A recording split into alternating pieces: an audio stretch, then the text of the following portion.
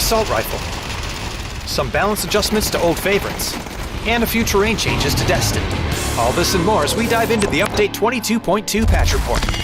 First up, a popular new French assault rifle is hitting the battlegrounds. The FAMAS is a 5.56 AR capable of single fire, burst, and full auto. You won't find this new weapon among normal loot, however, so check care packages and other special areas where powerful weapons spawn. We're also giving a couple tried and true ARs some balance adjustments, with the AUG, M416, M16, and the Mutant all receiving a few changes. Check out the patch notes for full details on these. Also, with the introduction of the FAMAS, the AUG will now spawn among normal Battlegrounds loot. Destin is also getting a few changes, with the addition of several hills between Barcliff and Tarita to aid players making the long and perilous trek. There's also a new dirt track south of San Carlo to break up sightlines a bit and add some more interesting flavor to that area. And since the PUBG 6th anniversary is fast approaching, we're also putting up some festive decorations around Arkangel, Miramar, and Cicak. We've also updated the Hall of Fame on Arkangel with special items to commemorate the PGC 2022 winners, so check it out on your next drop. That's it for this quick update. But as always, you can find all the details on these changes and more in the official patch notes. Update 22.2 is here, so find yourself a new FAMAS and get ready to celebrate the glorious 6th anniversary of PUBG. We'll see you on the battlegrounds.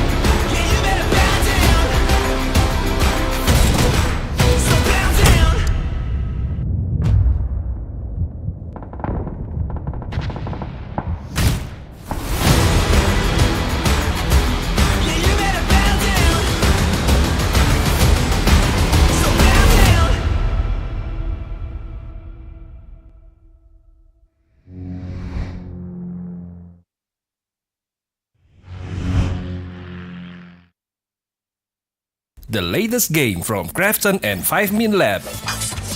Fast-paced and full intense PvP action brawler game.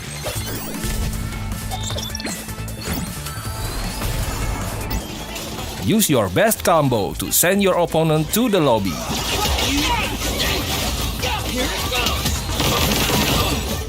Select your legends and be the winner.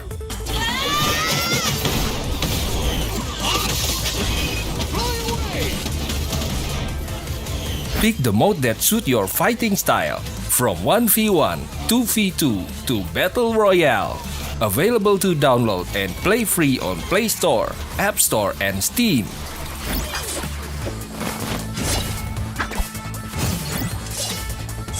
Let's be legends today!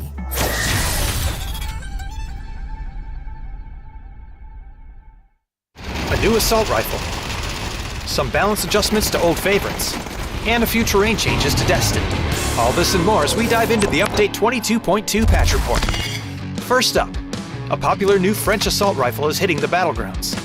The FAMAS is a 5.56 AR capable of single fire, burst, and full auto. You won't find this new weapon among normal loot, however, so check care packages and other special areas where powerful weapons spawn. We're also giving a couple tried and true ARs some balance adjustments, with the AUG, M416, M16, and the Mutant all receiving a few changes. Check out the patch notes for full details on these. Also, with the introduction of the FAMAS, the AUG will now spawn among normal Battlegrounds loot. Destin is also getting a few changes, with the addition of several hills between Barcliff and Tarita to aid players making the long and perilous trek. There's also a new dirt track south of San Carlo to break up sightlines a bit and add some more interesting flavor to that area. And since the PUBG 6th anniversary is fast approaching, we're also putting up some festive decorations around Arkangel, Miramar, and Cicak. We've also updated the Hall of Fame on Arkangel with special items to commemorate the PGC 2022 winners, so check it out on your next drop. That's it for this quick update. But as always, you can find all the details on these changes and more in the official patch notes. Update 22.2 is here, so find yourself a new FAMAS and get ready to celebrate the glorious 6th anniversary of PUBG. We'll see you on the battlegrounds.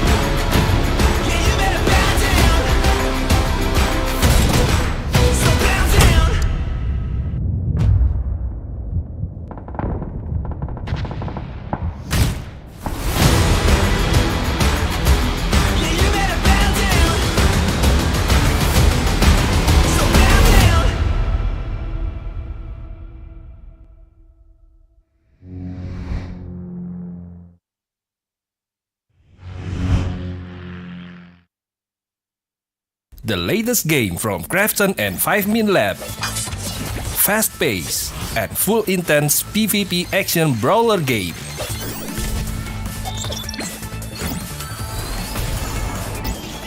Use your best combo to send your opponent to the lobby.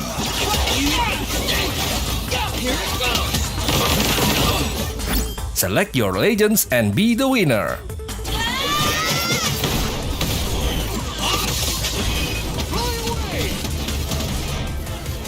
Pick the mode that suits your fighting style, from 1v1, 2v2 to Battle Royale. Available to download and play free on Play Store, App Store and Steam.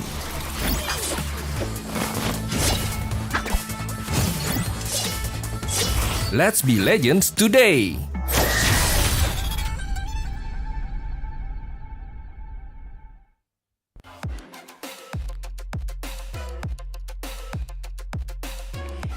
Welcome back, ladies and gents, and we are back in the PCRR, the PUBG Challenger Rumble Finals Day 3, and we're gonna be your casters here today, which are gonna be me, Choo, and also none other than Lin. But I'm not sure what I'm looking at right now, but okay. But we're back for our day number 3 here, and it looks like we're having a bit of. I'm not sure what we're looking at right now, honestly speaking, but. We're looking at the point system. When it comes to this map itself, the point system, yeah, I have to agree. We're looking over the standard universal PUBG Esports rule, and none other than the usual. It's going to be 10 points for the rank or the position or placement points, and it's going to deduct all the way down to 9 to 16 plays. We ended up with a nil, and also we have the elimination points as per usual. Yeah, then also you guys know what rules is like. It's the super rule everyone has been using. We're going to use it as well, but if in case we are going to have a tiebreaker, the first thing that we're going to look at is your kills on the overall map that you're going to. So that is way because in the overall points you are going to see that in action already. We have seen a lot of games past week, and also you are going to games today as well. We are going to go for the first place because you are going to get a lot for the BGS. Other than that, you are going to get the USD for your money worth as well. For the second place, you're going to get 1,100 USD, and this is 1,300. But money, the slot is way more than. Am I right? Everyone wants to get the slot, and it's only one. That is the toughest part. Everyone's going to play out of their mind, just going to get all the points they can get to get slot into the next stage. Yeah, there's only going to be one slot available for these guys. That should be they're eyeing for, but when it comes to the price pool, I have to say it's not big of a difference. It's still a bit quite huge to convert the currency of the USD to all the other regions, but when it comes to the slot, the one that actually have so much at stake here, definitely going to be the PGS slot, the Global Series in the future. But starting off today, we're going to heavily towards leaning on the Miramar side. We have triple Miramar as our closing, but we're starting off as a Wrangle like usual. Yeah, the classic hero, man. Everyone knows this place is like our hometown. Have been playing for a while from the Arkangel Miramar. That's the best map in the game. See the participating teams that's going to play for today is going to be Piggies, Arkangel, Action PH, Aurora, Cicak Gaming, Tenax. Yeah, we also have Pintadoes Esports, EXO Clan, Gascans from the future, One Call, Pintadoes Esports, and also none other than Starlight and Trident Esports. Now, this can be very, very big names out there. We have known they are quite well known as the Global Series as well, but the one that we really have to eye out is going to be overall rankings, because we do know for a fact there's only going to be one slot available for these guys to go to its PGS, and right now having it really strong is going to be none other than Gascans, but tied with Arkangel Predators. And we mentioned about these both teams. Both are very high caliber teams as we speak about them, especially coming out from Gascans. They are well known. They have so much stature to actually bring out when it comes to this tournament. We're talking about coming up from World Cup Gaming into Gascans. These guys have the chemistry going for quite a bit of a time. But when it comes to one of the best in South Asia, definitely we have to keep our eye out to the side of AAP. But nonetheless, we have the Chasers, right? Coming up from 3rd and 4th placement here. They have more to gamble out when it comes to today. They have more drive compared to the 1st and 2nd place. Can they hold their 1st placement and the 2nd place for AAP and Gascans by the end of today? I mean, this is PUBG Mobile, and happen. It's all of the draw for the loot teams. Also, your strategy within all the methods so far have been playing for a while, so they know how the other team is playing and they need to adapt to it. So then this is the points for our PGS 23 points. Multiple points here, 740 for the 1st place, 60 for the 2nd place, and so on and so forth. People want to get 400 points above just to be a bit more comfortable. After one is going to be the best 7 points for you to go to the PGS. Yeah, the PGC points will be distributing that for themselves to get themselves qualified in the PGC or PGS series in the future. So it's really crucial for them to actually keep an eye out for that. But like we mentioned early on, starting off our day, second last day of our finals here, we're only left with only 10 more maps to play. Starting off with Wrangle with only double Wrangle. So the teams that heavily really depending on to a side of Wrangle, which is going to be Gascans and also AAP, they're heavily leaning to a side of Wrangle. This is going to be their most confident map ever. They want to actually chase a point in these 2 maps. When it comes to Miramar, every down to everybody's game, but when it comes to the top 2 teams, I have to say they play balance quite well. When it comes to position, when it comes to eliminations, they know how to balance things out and make sure they will actually secure any point, as much point as possible. If you compare it to Wrangle, that's where everything goes guns blazing for these guys. But we're not wasting any more time. We're going to head straight into Wrangle for our first map of the day, a second last day of the finals for the Challengers Rumbles for the PUBG today. The flight path is not really centered. It's okay. No, you can go everywhere. The map is not open for you to go, even for Milta Power. If you and further enough, you can go there. Of course, the first circle is going to be quite scary to see, because on last week, if anyone at home have been watching last week's tournament, the circle was brutal. There was like 40% water. That's like 30%. Water. We don't have 100% land yet. Hope for this week, the G will be a bit more nicer to us, a bit more to the players as well. give us some better results. It's all right, RNG, but they are professional players. They know if there is a situation where mostly it's going to water, they are camped there and look for some stragglers and get some points out of it. For me personally, I want to keep an eye out for one call, so EXO, also Panic Esports there, because due to how they are one of the closest to actually chase the top spot as well, they are in the top 5, so they definitely have a lot at stake here. But those actually in the first, second place, we're talking about them having to hold their ground no matter what it takes. It's really crucial for them to actually have a go when it comes to the first few skirmishes, including what we're looking right now, coming up from the Action PH. Rudovin having a bit of a warning shot early on. We have right on top around Rosshog and around School here. Especially School looking over EPH versus CS now. Rudovin come up from Action PH.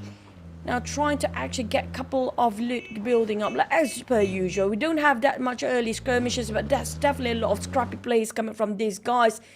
Now we do have Tenax actually placing themselves quite sort of a safe spot here, not having any sort of contenders from Tenax. Yeah, alone. Gascan. Oh, that's really important for you to get all the, and not only that, get some vehicles as well for mobility. You want to get as rich as possible. What I mean by rich, loot much as possible. Get all your favorite guns. Get all the. Look at this.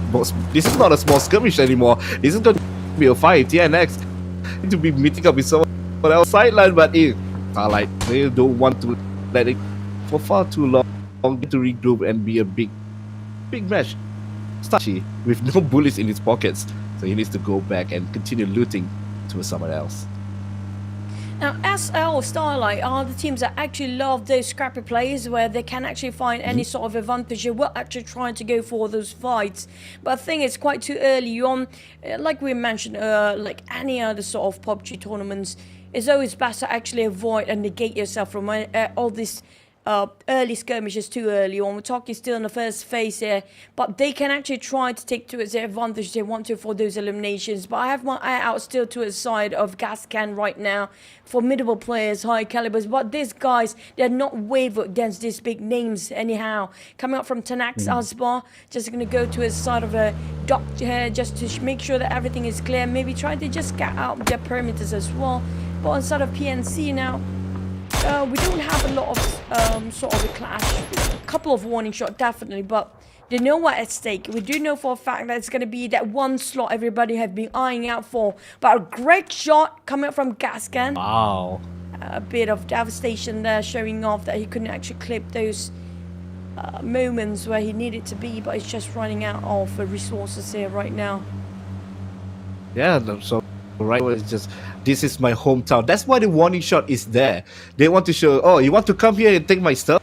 No, I'm already here. This is my home turf. You need to get out, go somewhere else to get your loot. And this is only phase, but I want to see which team is go and put their kite on towards the bridge. For we already seen this time in previous games. They want to go to the bridge and camp there as soon as possible, so that if anyone wants to go by, they are going to get shot, to get killed, and that's going to be an easy kill for them. It's going to be an EXO Clan going to be nobody to get any shot towards the enemy. It's going to be nope. They're going to get one play. ONC it will be they're going to be forced to play with only 3 players after this. Skirmishes, 1 shot, 1 kill. It's gonna be a for them. Yeah, and 1 call away at this point. 1 call away. Nando J already been finished off straight off that here. Well, the rest of the team have to work things out with the 3 players around the corner. They do try to get themselves on the high view, but Gascan already got themselves there first. Luke shot down towards these guys. And they're not wasting any point that they can actually get themselves. Rams just going to push into his warehouse. But the problem is to spot out where are the rest of the players. EXO Clan pushing it forward here. And Gregshot already on the ground. 2 players already bleeding out for the side of Gascan. J.O. coming up from the back line here. Didn't see that one coming from the side of Gascan. Definitely will devastate them when it comes to overall rankings. It's will hurt them quite a bit when it comes to the overall rankings later on, with only have a duo to work with. Ikika from afar, taking on APH from afar, but the problem is too far off. They can't actually see through what's happening inside of the warehouse. They're placing themselves Nikos to work around with only Ikika. Quite a dangerous situation they are in right now, stuck in the corner, being compressed to sideways there. PE on the other end, they have APH on the other. This is really crucial for Gascans to actually flee out from the scene. But how to exit out? There's a few ways for them to go, but it's not easy or safe for them. Now they just want to save game. The strategy for Gas has been changed. Now, as you said before, there's people left and they go anywhere right now. It's on the right side. And another thing, because it's going to be APH is going to be on the left side. They need to jump out in this location. They run away from that location. They know it's going to be safe and they can just stay as soon as possible. Right now, for them, Gas is not going to focus on killing. They're going to focus on survive. Now, in the famous gear, now we can see are they going to camp out or are they going to go straight? Seems like going to go straight across for Samurai. And this is where you're going to be increasing your voice set, because you know always going to suspect someone is going to be at the bridge. Is there any audio cues they need to listen for? But for now, they're going to be safe. Yeah, but they have to actually flee from that due to the circle, I guess. Yeah. Yeah, they need to come out. EXO Clan. Well, you are low here. FTF right now. This is going to be one of your favorite teams. Lots of scrappy players are going to go for it. EXO Clan chases bracket. They definitely have a lot to prove and a lot to chase up, and so much at stake with FTF 2 knocked down. It's going to be Squeeter coming up from EXO Clan, coming up from what an angle. Perfect off angle shots there. And Amt just going to spray over, but he didn't clip any of those sprays. What is happening with SLR coming up? I'm surprised. FTF, for the longest time of that spray, didn't see that one coming from Amt. You also didn't see dumping as well. EXO was so clean. Every single one, they were like lost in the battlefield, and FTF is waiting in the lobby for the next round. The amazing play by EXO. So that is 5 points in the four 3 points in the, not even like sacrificing even one team member, and they are happily and comfortably playing for the next round. Now back on Starlight, outside the circle, but I mean it's only phase 1. You matter that much. They have somewhere. There was someone aiming at them as well. And C4P in the mountain. 1 shot, 2 shot, a little bit more to get one knockdown. But they are going to look for the members. Starlight, Hachi. Oh no more bullets. But they're going to switch up for the second, and we'll get a kill for 4. Here comes everyone now, just going to clean up the place and try to rotate back into the circle. Yeah, I expected that coming from Panic Esports due to how they love those kind of skirmishes early on. I'm not surprised same goes for EXO Clan here as well, because how they love those early skirmishes and trying to be as proactive as possible. They love to actually just get themselves into those sort of early fights and forcing for them to actually challenge on. For the side of the Panic Esports, I'm not surprised they're trying to hunt for more here. They're trying to go for the kills. They're trying to go for the eliminations instead of just care for their placement. And we do know for a fact that even you got yourself a chicken dinner, it's not going to be as much as you can actually secure your place when it comes to those eliminations there. And looking at how PV and Cherry just got about, it might be low chances for them to actually have a bit of a clash here. I'm waiting for EXO to actually have to bump into another team. For the side of Gascans, it's really crucial for them to actually play as safe as possible due to how it will affect the overall rankings later on. But we do have very southern circle. We're talking about right on top of it is Severny, right on the left side and outskirts of it. While we do have AAP right on top of those shoreline, but I'm waiting for them to actually start engaging here. And the side of one call on the other hand, they got themselves a vintage view on top of a shooting range. They spotted out a couple of players coming up from Gascans. It's really crucial for Nikos and Yikika to actually get out from there, exit out. They have to place themselves a bit on the left side of the map in case they have no clue. Oh, they don't have the view as much as us. But look at how one core action coming up from Panic, possibly trying to find all the eliminations. They're taking themselves in the blue zone even just to see if there's anybody left out from behind. But the one that actually caught in between is going to be Action PH, who caught himself and parked themselves, pulled over right around this bunker and caught themselves in a war zone as well. Yeah, they need to get out of there real quick. But look at the minimap right now. Arkangel Predator is actually at the perfect. They have no way. They don't need to worry about everything behind them. Everyone is going to be in front of them. This is our information. I think they know that right now, so they still need to be worried about it. But yeah, there's going to be a lot of team fights going to happen in shooting range area, and it looks like they're confident enough to PE. But for now, yeah, they're in the bunker. They have some coverage for them. And not focusing on that only. You look at the bottom side, EXO and 4P as well. They are not really in a comfortable space. They are in the next circle to know where they are going to rotate at. It's going to be much more. There's still 15 teams left.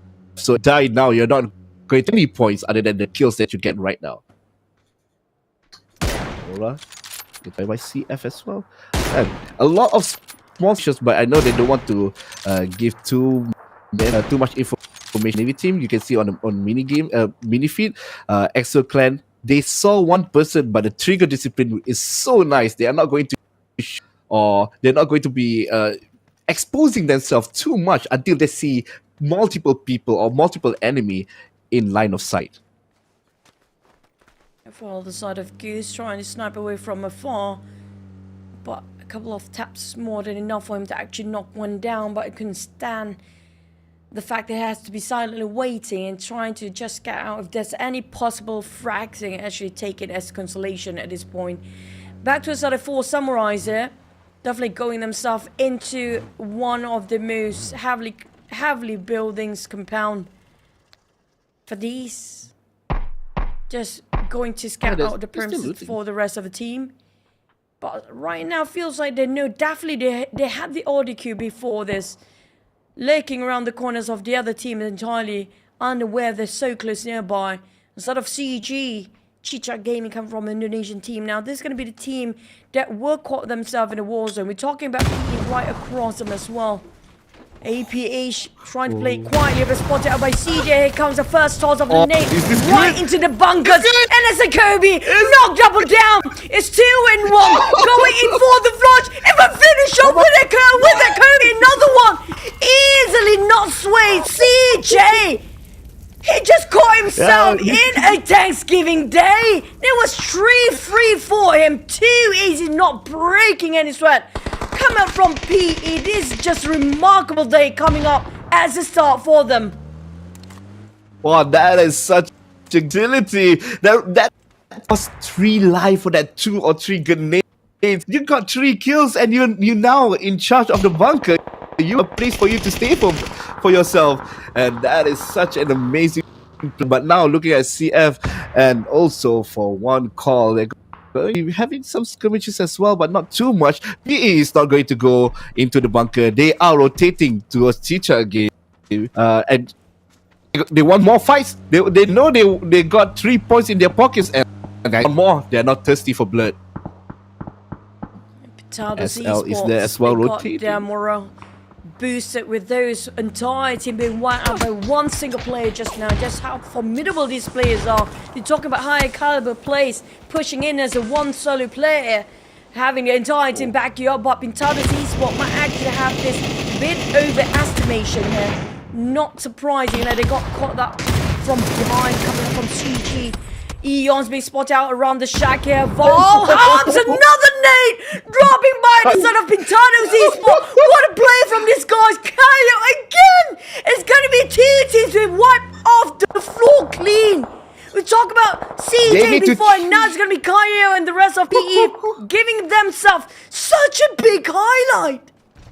Oh my god, PE, you changed your logo to a grenade Because you are playing out of your mind. You're going to get a lot of highlights in this game, as for what Chuchu is saying.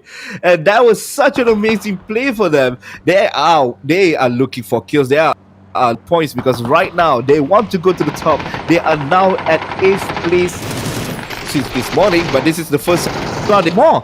And not only that, we are not finished yet for our fight because 4P is going to meet Tenax. This is not looking good for them. 2-3 players is already down for the count, but seems like the Devils will give them more for them to rotate back and focus on Tenax.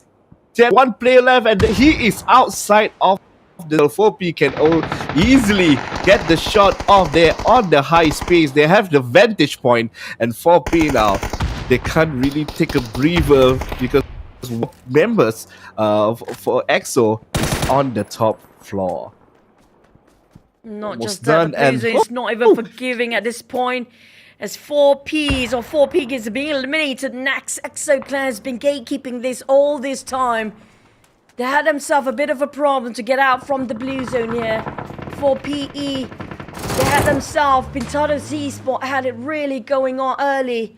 But right now they are at the rim of the blue zone, still need to get out and just make themselves squeezing into the safe zone as fast as they can. But time is not their side. Shuhos parked himself pull over for the TNX. But at the meantime, it's not going to be enough for him to actually heal himself, being finished off by the play zone instead. Tenax as the last member eliminated. I do have a lot of bunkers players here, but TRDT coming up from Trident Esports.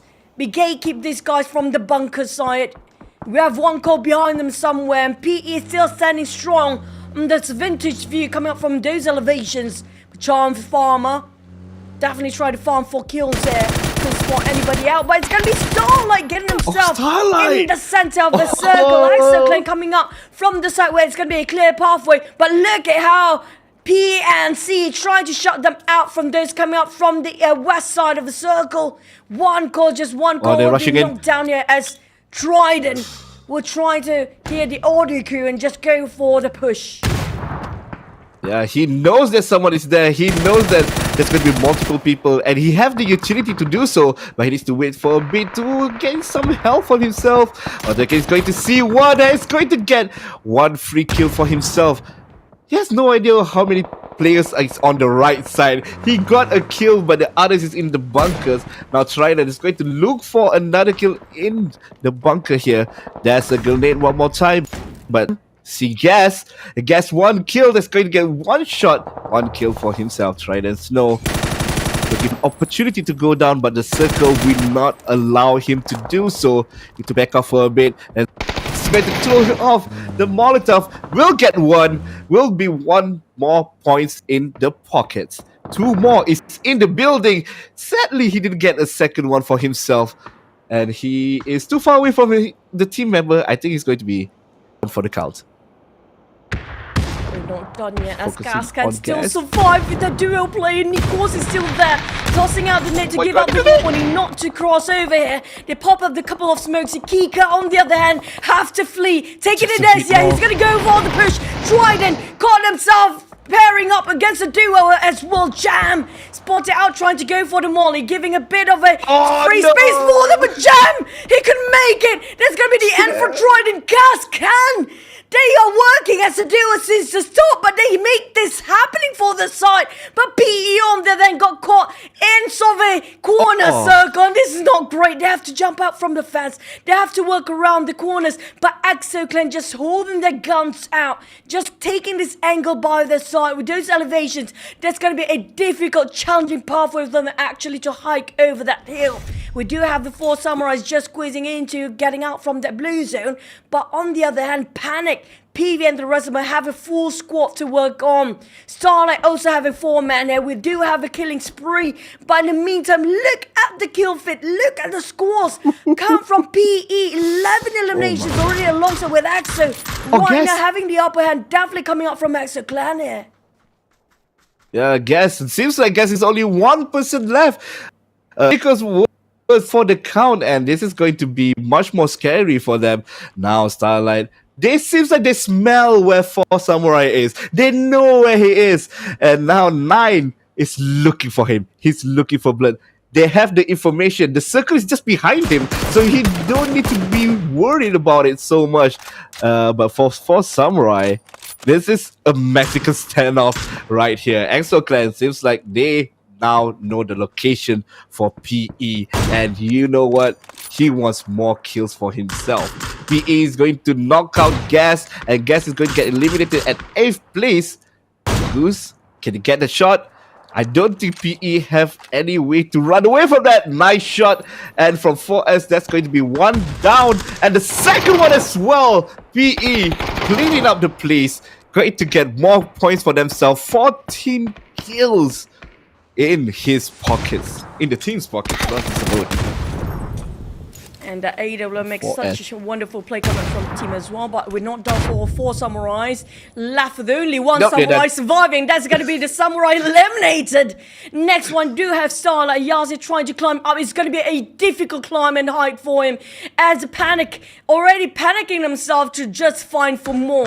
Starlight do have a lot of men to work around. They still have a trio, but Panic on the other has a 4-man squad. It's gonna still full squad. EXO, that the AWM gonna be such an opener for the team as well. They have so much space to work around. Milko were actually taken down, but his guys as well. Goose, he got the AWM working such wonderful well for him as well, making such a big play for the team. And Hachi slowly approaching on the other side, on the other end, hoping he will not be spotted out by the other teams there. Starlight, there's so many teams losing men, more than we can count. Starlight have to work their way around duo and trio at this point. We're down to 4 teams left. But CF, the one solo player, will make such a playmaker in this. Who will he backstab it from behind? Yeah, he's going to look for points. He's going to look for placement, more importantly. And look at EXO. EXO, now everyone is in the circle. This is not a big problem for everyone, but EXO is rushing in. Look at Goose weaving, just look, walking outside of the circle, trying to get SL in a sticky spot. They want to be a sabotage for SL. SL is not in a good. They are sandwiched. This is the Bermuda Triangle of death right here. EXO. Now, looking at Starlight Hayase, spotted one player from EXO, but he doesn't know where the others are, at least for now.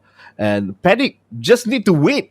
They need to wait for SL and EXO to fight it off between themselves and just surprise them from the backside. Seems like for EXO, they want to fall back a bit to be more safe. But CF is there. If he wants to get 1 or 2 points, he can get that is way separated from the team. It's all biting about their time here. We're talking about these teams will start to compress those in the center. Just biding their own time, waiting for the one that actually make the first shot. Will actually attracted so much attention coming up from Charm Farmers. Really gonna go and make a play just next to him. There's only vegetations in between, and only those rocks between him and Goose that AWM were actually caught him red-handed there. And trying to go and push forward, trying to scout for one. They're playing at the rim of a circle just to be safe. But in the meantime, couldn't spot everybody out. It's going to be the terrain that kind of separate them.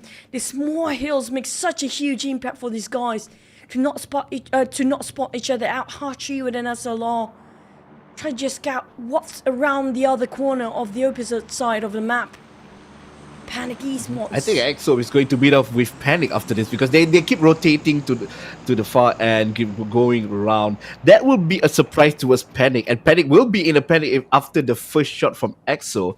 CF just need to wait here. Ryu don't need to go out or show his face at all. Now he's doing the proning and just waiting for everyone else, hearing the audio cues. Are they going to shoot from the right or to the left? If he hears the shot to the right, he's going to run to the left immediately to get that 2nd or 3rd placement. That's a lot of points in the pockets for him. Hachi still looking around. Sadly, he's looking at the wrong place. Of course, the player don't know this. This POV is only for us. But looks like, oh, never mind. Ducky already spotted out Goose. Landed a few shots. But the information is way more important than the damage dealt towards Goose. M is going to run in. This is the fight that they're looking for. SL is now safer than they were before. Panic is the one that is going to be in the middle of the fight. The grenade is It's half health. There's going to be another one. There's going to be a rain of grenades coming in, and Duske is going to go out with a bang from Amp.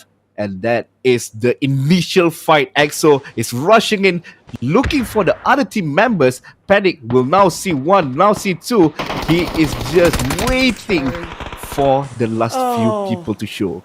Cherry, the trigger, discipline, but at the same time, suspect, we found red-handed there. It's all about the slopes of the hill. It doesn't matter if you have those elevations, but if you don't work things around and know the hills as much as they do, they're gonna just drag you up. They're wreaking havoc. It's gonna be Hatchy from the back line. When it has a spot out PV, but couldn't just join the doctor.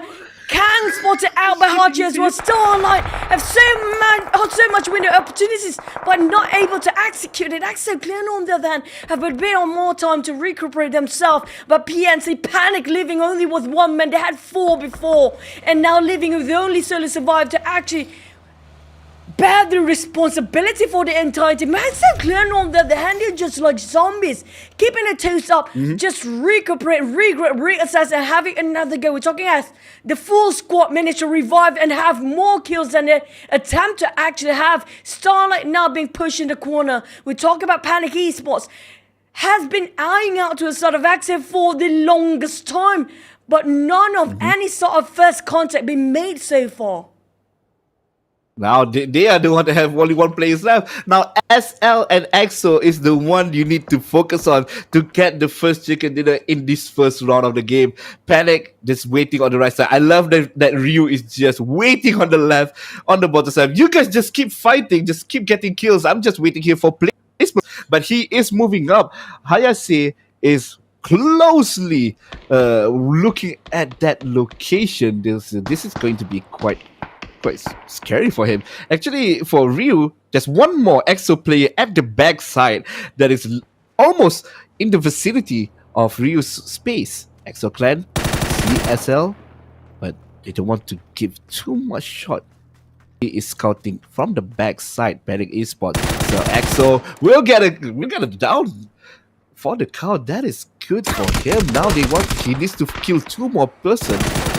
But more importantly, get the confirmed kill for the place for the points, and there's going to be another kill going on for them. Starlight is not looking good. Only 2 players left alive. Solution at 30% health. Just to run away from that. EXO as well. 2 people left, and it's going to be such an amazing fight. And Yase will be picked up by the side of Hachi. That pop of smoke will actually buy him some time, but in the meantime, they don't have that much time anymore. Coming up from the northern side of the circle, we're close first by the blue zone. Time is not their side. Time is their enemy. Their most biggest enemy there is Starlight. They have the men, yes, but they don't have the place they want it to be. With EXO taking reign over the domination of the circle itself. We're talking about PMC, Panic Esports, PV left with only 1 player here. Quite hard for him to actually scout out things. Goose still gonna hovering around with that AWM. And on the other end, want to keep the distance between Starlight and amongst EXO Clan. In the meantime, Solution trying to peek out from those small hills. But problem is, how can they scout things out with those vegetations in between? So many trees to take cover from. Even the smoke's been popped up quite a bit, and they still have a lot of resources coming up from EXO Clan. They still have the smokes to actually push in if they want to. I'm not sure if they have any more hand grenade at this point, but look at how aggressive Goose is trying to scout out for the kills there. SL spot out a PV possibly, but Ayase Solution trying to get onto the off-angle side of EXO Clan, but it's just so difficult for them to hover their crossover on that side. But PV just going to stay quietly as much as possible, hang on to his last life here, biding his time, making sure he can actually get himself in the top 2, and just playing with time. At the same time, if they compress each angle to the side of PV, that's going to be the end of him. Yep, he is now playing with fire right now. Yeah, as you said, EXO is on the map side is so advantage from EXO because he is on the top, higher ground, higher elevation, and this is the final circle going to go in. And now seems like they are going to be advancing for Starlight, throwing out the smoke wall just to move it up a tiny bit closer so that the elevation will not be too steep and they can see where is the EXO Clan standing at. A few shots have been left from Amps, and I feel like this is not going to look good. The smoke will not be as perfect, but no, M is the one that's going to be shot down. 50-50 fight there. This is going to be an opening space for Starlight. All the grenades will be throwing in to beat them out of the place, but that's not going to be the case. Goose says no. Shooting solution out of the game. Now it's down, but Starlight only left with one player. After both of the opportunity didn't land towards them, that's going to get one drop, but he is now in a scary spot. Goose and Amp looking at both location to know where is the enemy at. Oh, PV actually got one kill on the left side there, so Panic will get at least one more additional point.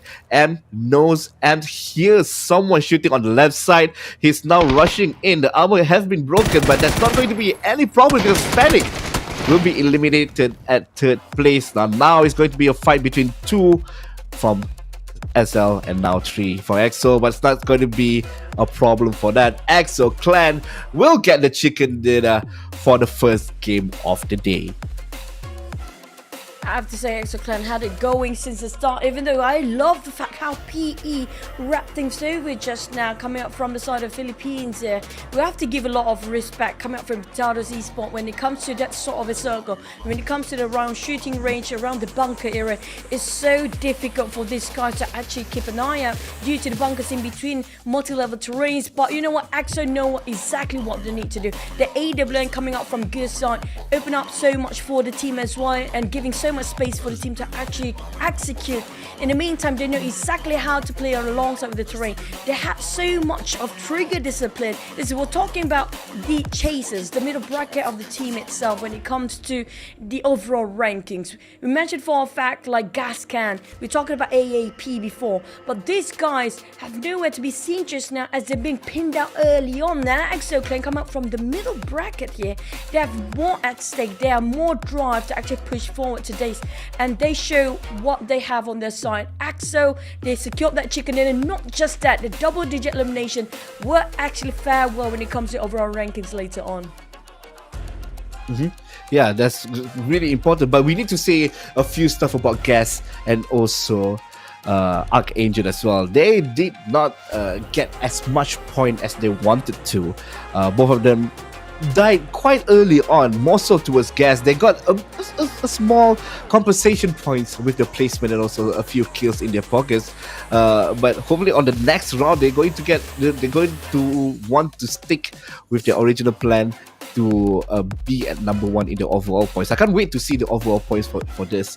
For now, EXO just going to be quite happy, and with the momentum of the first win, you know, the adrenaline rush will be so high for EXO right now.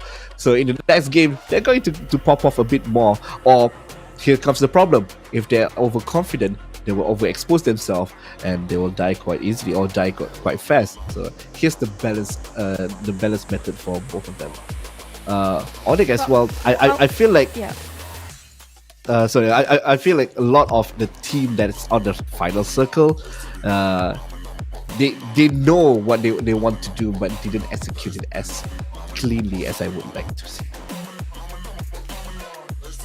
But for me, what I really want to see will be how things will fare when it comes to overall ranking, due to how Gascans, I mean, like, they really tried to survive as long as they need and they can. Just now we saw they're working as a duo. Nikos was there, and also they're trying to get some sort of elimination during the process. And AAP, they got themselves quite in the northern side of the circle early on. They got that prime spot at first by being finished or bulldozed by the side of EXO.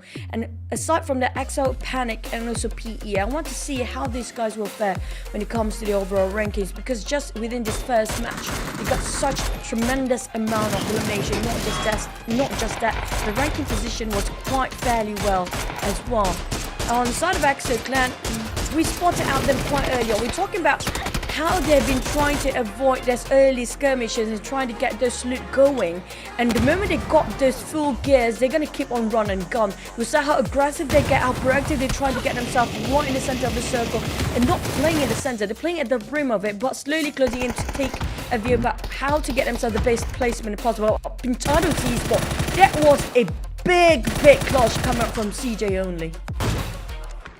Yeah, that is the play of the game for this round, and also I feel like playing with outside of the circle or the rim of the circle is quite dangerous as well. If you are not disciplined with your triggers, you saw one person, you immediately shoot, then you are exposing yourself. And I don't think EXO have a problem with that. They all saw enemies but don't shoot them immediately. Same as well with the other teams. But yeah, the patience that EXO is showing in the first game is tremendous. And right now here, let's see the points they get for the first game. Look at that, PE with 12 kills, 12 elimination. That's 12 points. That's more than what you get from a chicken dinner. So that's why I feel a bit more like aggressive in the next round would suffice them. If you want to unlucky enough to die outside of the point system for placement, you can get points from kills. Speaking of Axis, this is definitely going to be a tremendous amount of push for them when it comes to overall rankings later on. In Starlight, they have been very consistent if it comes to their position. Now, I have to agree that Shenyang actually plays better when it comes to this match. If you compare it with how many teams are they actually place themselves in the top 8 this time. Nonetheless, I have to say that was a really good game. But when it comes to overall ranking, it starts to close the gap even bit by bit. Like the margin is getting smaller between Gascans and also EXO, who pushed down AAP at a tie. AAP feels like they always have a tie with the team. Previously it was Gascans at the start of the day, but when it comes to the second last day, EXO climbing up to the second place, just 2 points shy away. But the gap has been widen out when you come to the 4th and 5th place. But nonetheless, Gascans, how much longer can they stand in this podium spot? We're talking about them slowly being chased off by the team starting off at the middle bracket early on and now slowly closing the gap bit by bit, especially with those kind of frags they got themselves in the last match for EXO Clan. Yeah, this is getting more scary for Gas. Gas need to be way more careful in the next round. Yeah, if you're talking about 10 points, it's fine. But if you're talking about 2 points, there's no gap at all. It's like one situation can change your location immediately. You need to remember that also for EXO, they jumped 2 placements from 4th to 2nd. This is only the first game, and they know they can move forward and they can get more points in the second round. So I want to see them like try to beat off Gas. Just pull Gas out of the podium and they stand on top. But also I want to see from Panic as well, because they were playing so well. I mean, they were playing really well to get into this location. Right now they just need to be more aggressive for the next time. So we're gonna head into the break for a bit because we are gonna cook something that roasting at the back. So I mean, like we do now, we have some issues. We're gonna fix that later on. So see you guys after the break and get into the match number 2 after this.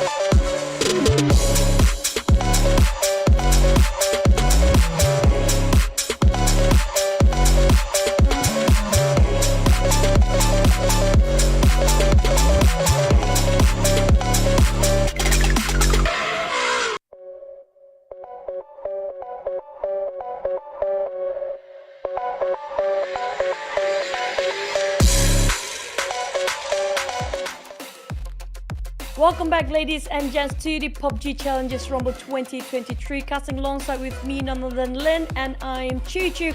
We're back for our second last day in the finals or the playoffs there.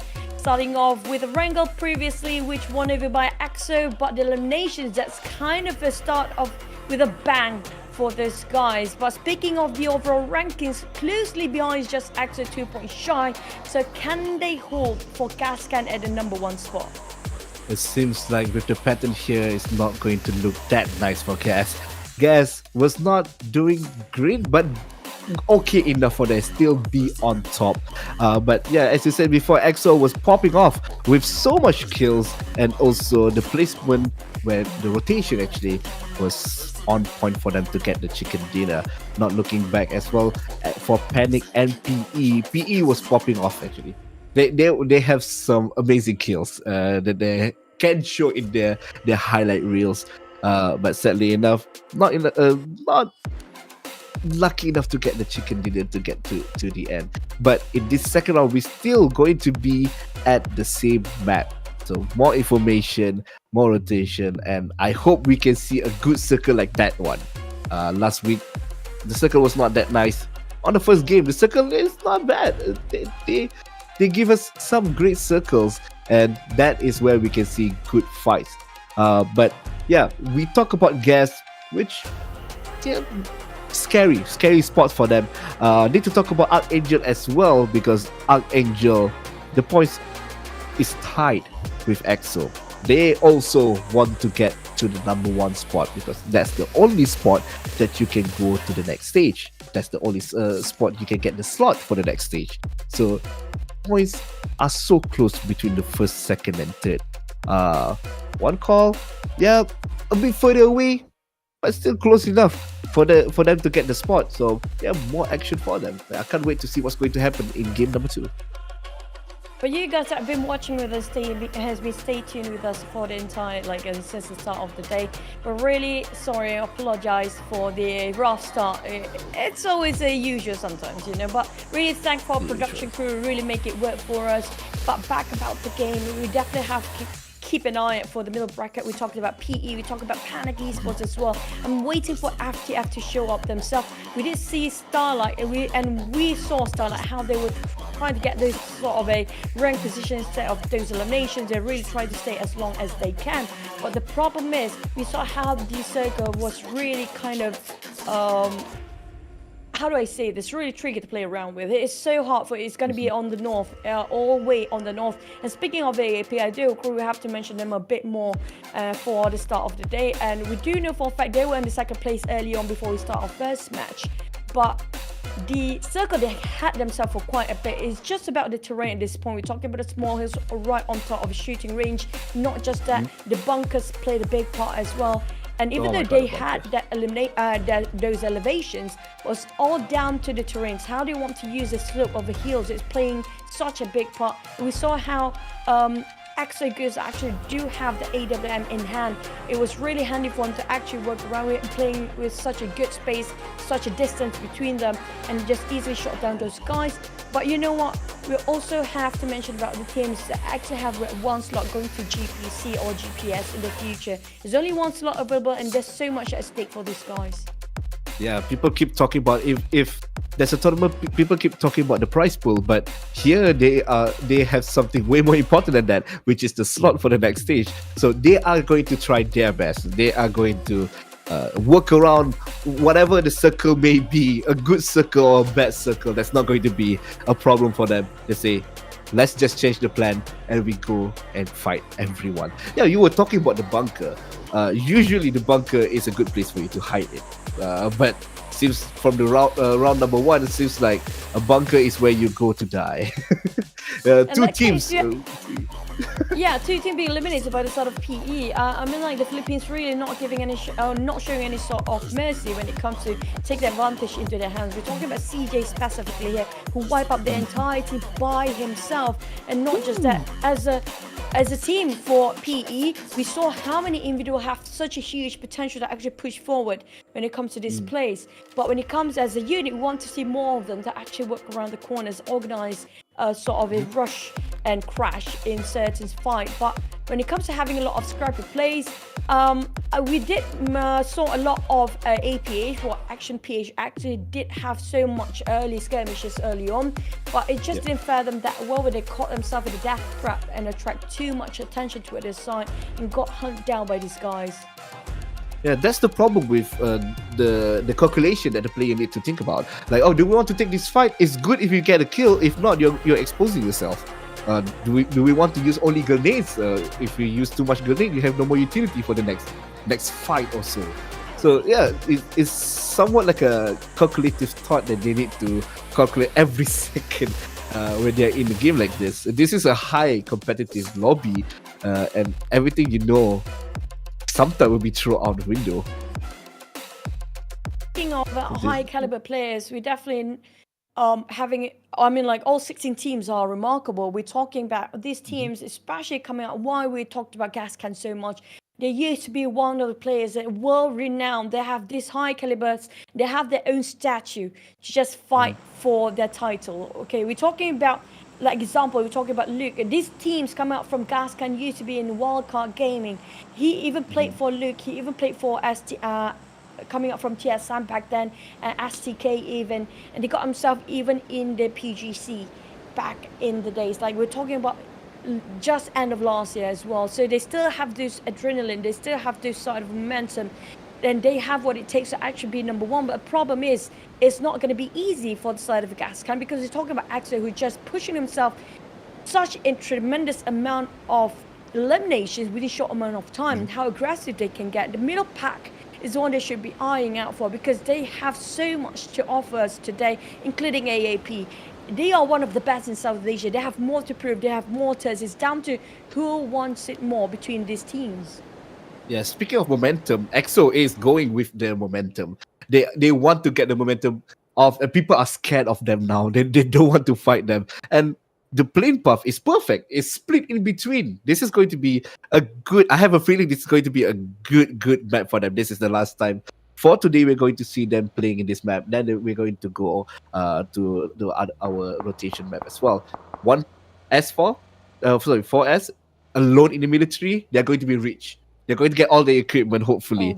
We see some EXO going to be in Jogopol, alone in this location. All the vehicle, all they want is going to be there. Nice circle as well, right dead in the middle. And like I say, I just have a feeling this is going to be a good round for them.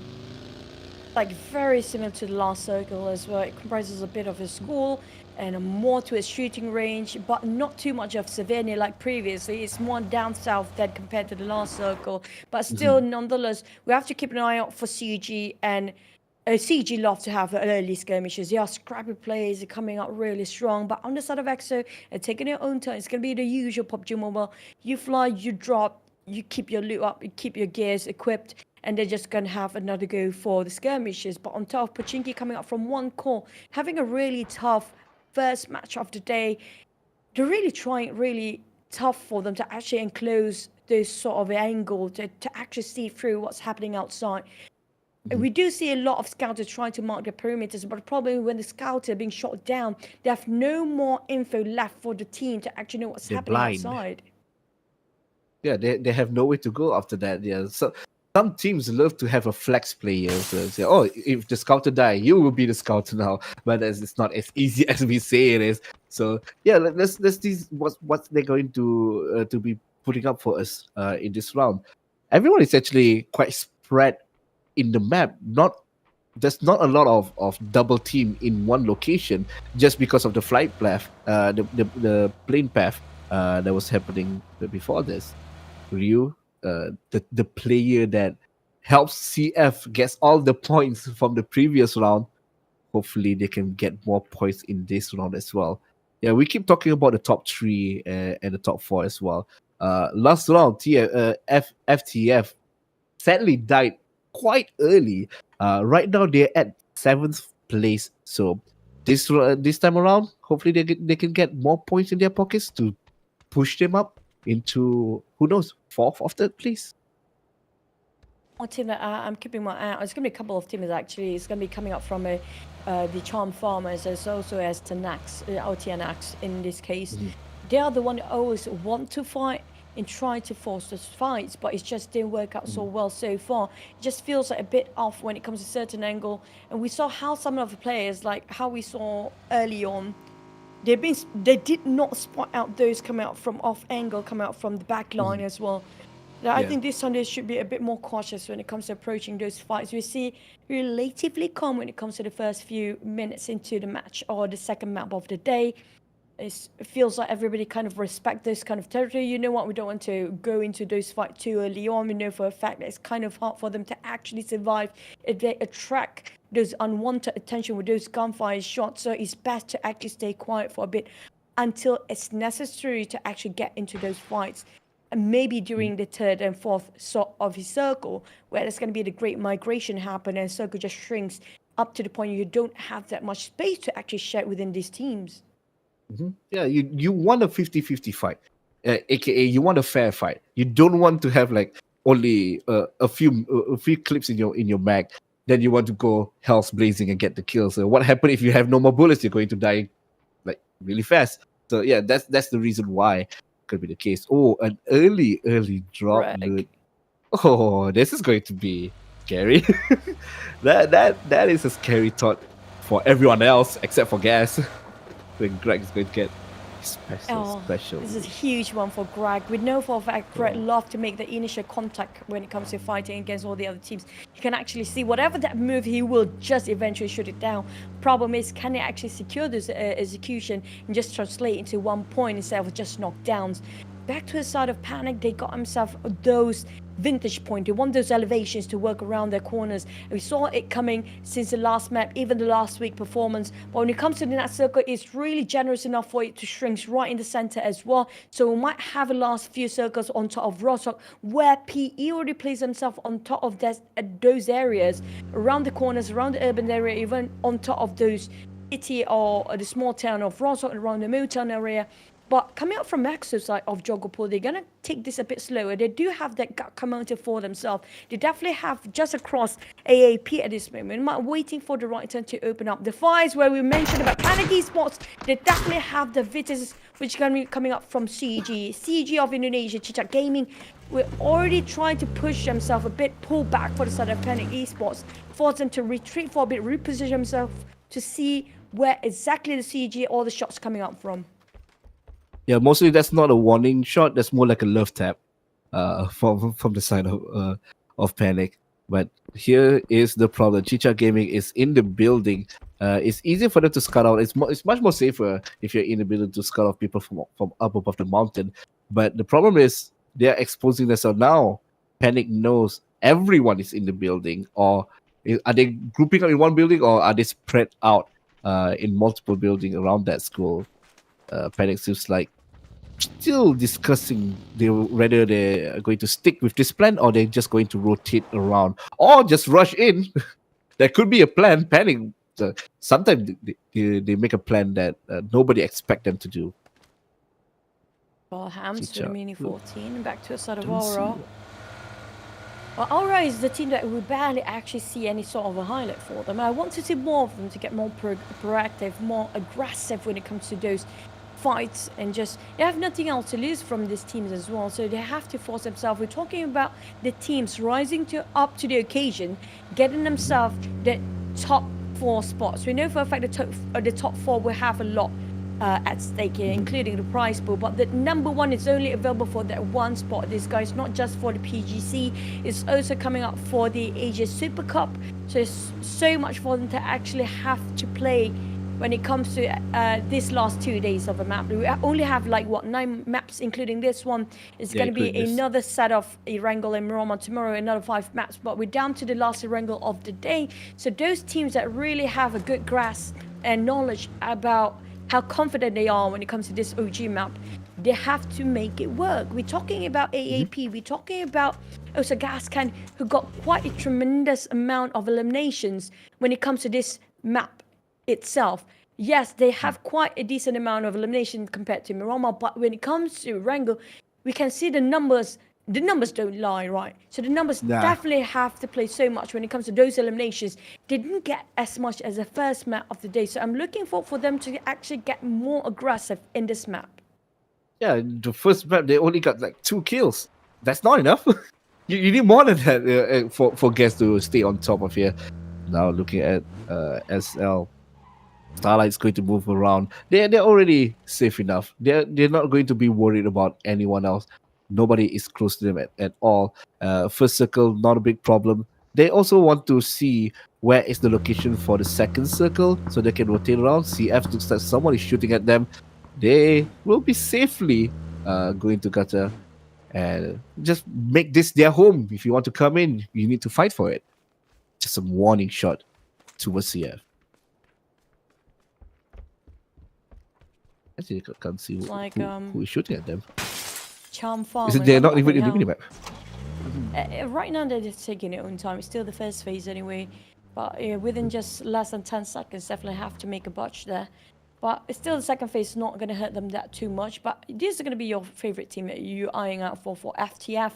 So far have been very quiet. But I do have a couple of shots between PE and APH also coming up from CG versus PNC. Okay. But it's going to be multiple wars going on, commencing on top of Rosshawk. We're looking at Gascan now pushing into the side of PE. Good. This is definitely going to be a bit of a bang here. Yeah, that bridge is not going to look safe. The fight have been started. Gas is actually going in between Trident and PE. So are they going to park themselves here, or are they just going to go straight? Not only that, Panic is going to be fighting as well. PE knows where Gas is at. They're going to Gas is just going to go straight, look for a safe space, and just don't want to fight in an open space like that. So yeah, I actually like the strategy that they are making right now, because Gas, who knows, Gas will just rush in and get the kills. Okay, here's come Panic and Cicak Gaming. On some building versus building. Both of them are in the school. We are TF now rotating into the circle. They are quite alone here. There's a few teams on the right side. Are they waiting for the drop? Seems like the drop is taking a bit more longer than usual. So they're just going to go straight and look for a safe space for them to camp out in. Surprisingly, EXO, nobody got shot, nobody got down after the hellfire that was happening when they are crossing the bridge.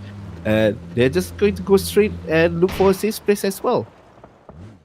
So CF next to, they're in between PE and APH. This location is nice. Yeah, I think this is really good for them to actually place themselves in a terrain where nobody expects somebody to be there, because due to the ledges and due to this slopes of a hill, it's just so hard for you to land those shots, even though you're actually getting those elevations to work with. People said if you got your high advantage or your high grounds, it's going to be definitely a view for you to work with. But those sort of pits, those sort of how do I say it? Those slopes actually play such a big part. Yeah, when it comes to the last few circles especially, we saw how just now, example, how we saw EXO Clan actually didn't actually get on top of those hills, but they work around the ledges, they work around those side of a hill so well. But Starlight again initiate the fight with Tenax. I mentioned earlier, Tenax is the one that actually loved those scrappy players. We're forced to fight here, but a couple of taps just giving sort of a warning, like, hey, maybe a greeting there, like, hello, we're here. But I feel like Starlight want to flee and they want to part ways, but at the same time they pulled over. Feel like kind of contemplating whether to go into the fight or not right now. Yeah, they see only one person shooting at them, so they are worried that someone else, the other enemies is going to be spread around and try to flank them. So they are just looking for more information before they can start fighting. For Piggies now, next to FTF, there's literally next. The scouter found a few person. Gobs shoot on one, so one player from FTF have been exposed towards 4 Piggies. Just waiting for a few more information, and they can confidently go in and get the fight done. The team that I'm really kind of hesitant to mention is going to be 4 Piggies. I feel like it's sort of insulting the players in that terms. Like, we're calling them 4 Piggies. I prefer to call them just cute. 4 Ps. I know it's cute, piglets are cute, but at the same time, if you don't want to call a human being that, right? Based on how high caliber they are, I mean, the 4Ps are definitely working their way towards the compounder. Once you go for the flush, feels like they will be creating quite a number of amount of bullet at this point. We do talked about PE before this, and now it's going to be Panic. It's been quite consistent when it comes to those placement and those eliminations. Now, this is going to be one thing that you should watch out for. We're talking about Panic. Always there when it comes to the top 5. Even though they're not going to be to full roster, they always remain with a 3, right? And always secure themselves, not double digit, but enough for them to make it through. Yeah, that's what's important. Consistency. I mean, it's either you get more kills, that's your consistency, or your placement places your consistency. So that's actually a good plan for them. But look at this, Tenax. Oh man, that's going to go in. They're going to go for Cicak Gaming. Cicak Gaming, one play is already been knocked down and not looking good for them. Tenax just rushing in, getting all the points now. They are looking for everyone else. They actually for CG, they are spread out in multiple buildings. So at least they can kill one person and everyone else can run away. But what happened to CF? One grenade will get 2 and another one goes down as well. 4P, 3 players are now dead. No, not 3. All of them are now dead. Fight will not stop for S now.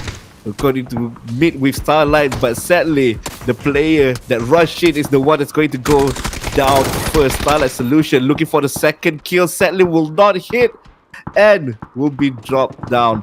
Backup has arrived. 9 is there with a grenade in hand, but is it going to be enough time? One more player is going to go down, and the grenade will not hit. The second one will, and that is going to be 2 more points towards SL. They want to go in and save Solution, but Solution is now dead. Hachi going into the fireplace, and he needs to run away from that. His health is so low. Again, leaving with only one samurai surviving, and I'm not sure how things will fare for them, but back to a sort of Starlight. Definitely they know how to actually work things out to close in into a fight there. For 4 samurais, they got caught off guard. We saw how they are unprepared, those kind of skirmishes and how those kind of ambush happening around there. They thought nobody actually sharing around that hill as well. Back to the side of AAP. Now, this is a team that we should watch out for, but I'm loving the fact that AAP picking a fight against APH. Both teams are hungry and thirsty enough for blood. Back to the side of EXO. I want to thank for Xavier. He's one of the best guys that actually have a talk before, and he just gave me a name for Am's actually coming up from Malaysia as well. He's one of the youngest players that is 18 years old, and we saw how Ant actually plays such a good angle just now. Ant always know how to flank and find a blind spot of his opening. But right now, Trident's more than aware. Splitting into 2-2, just playing on the outskirts and outer wall as well. Now they're going in for the rush, but Ant got caught off guard there. Going for the flame, but being finished off instead. Now down on his knees, bleeding out as Trident Esports jam. Making sure they will defend their fortress, but Goose again, making an opener for the team. This is a huge one, but Gascan! Come on, Gascan from behind. It's going to be Luke taking their advantage and just matching their hand. Trident got finished off, and Axel will live for another day, and Namtu will be picked up by the rest of the team. Trident, they got so well defending, but there's going to be that third party making such a huge spot for the sort of EXO to live for another round. Yeah, Gas actually saved EXO.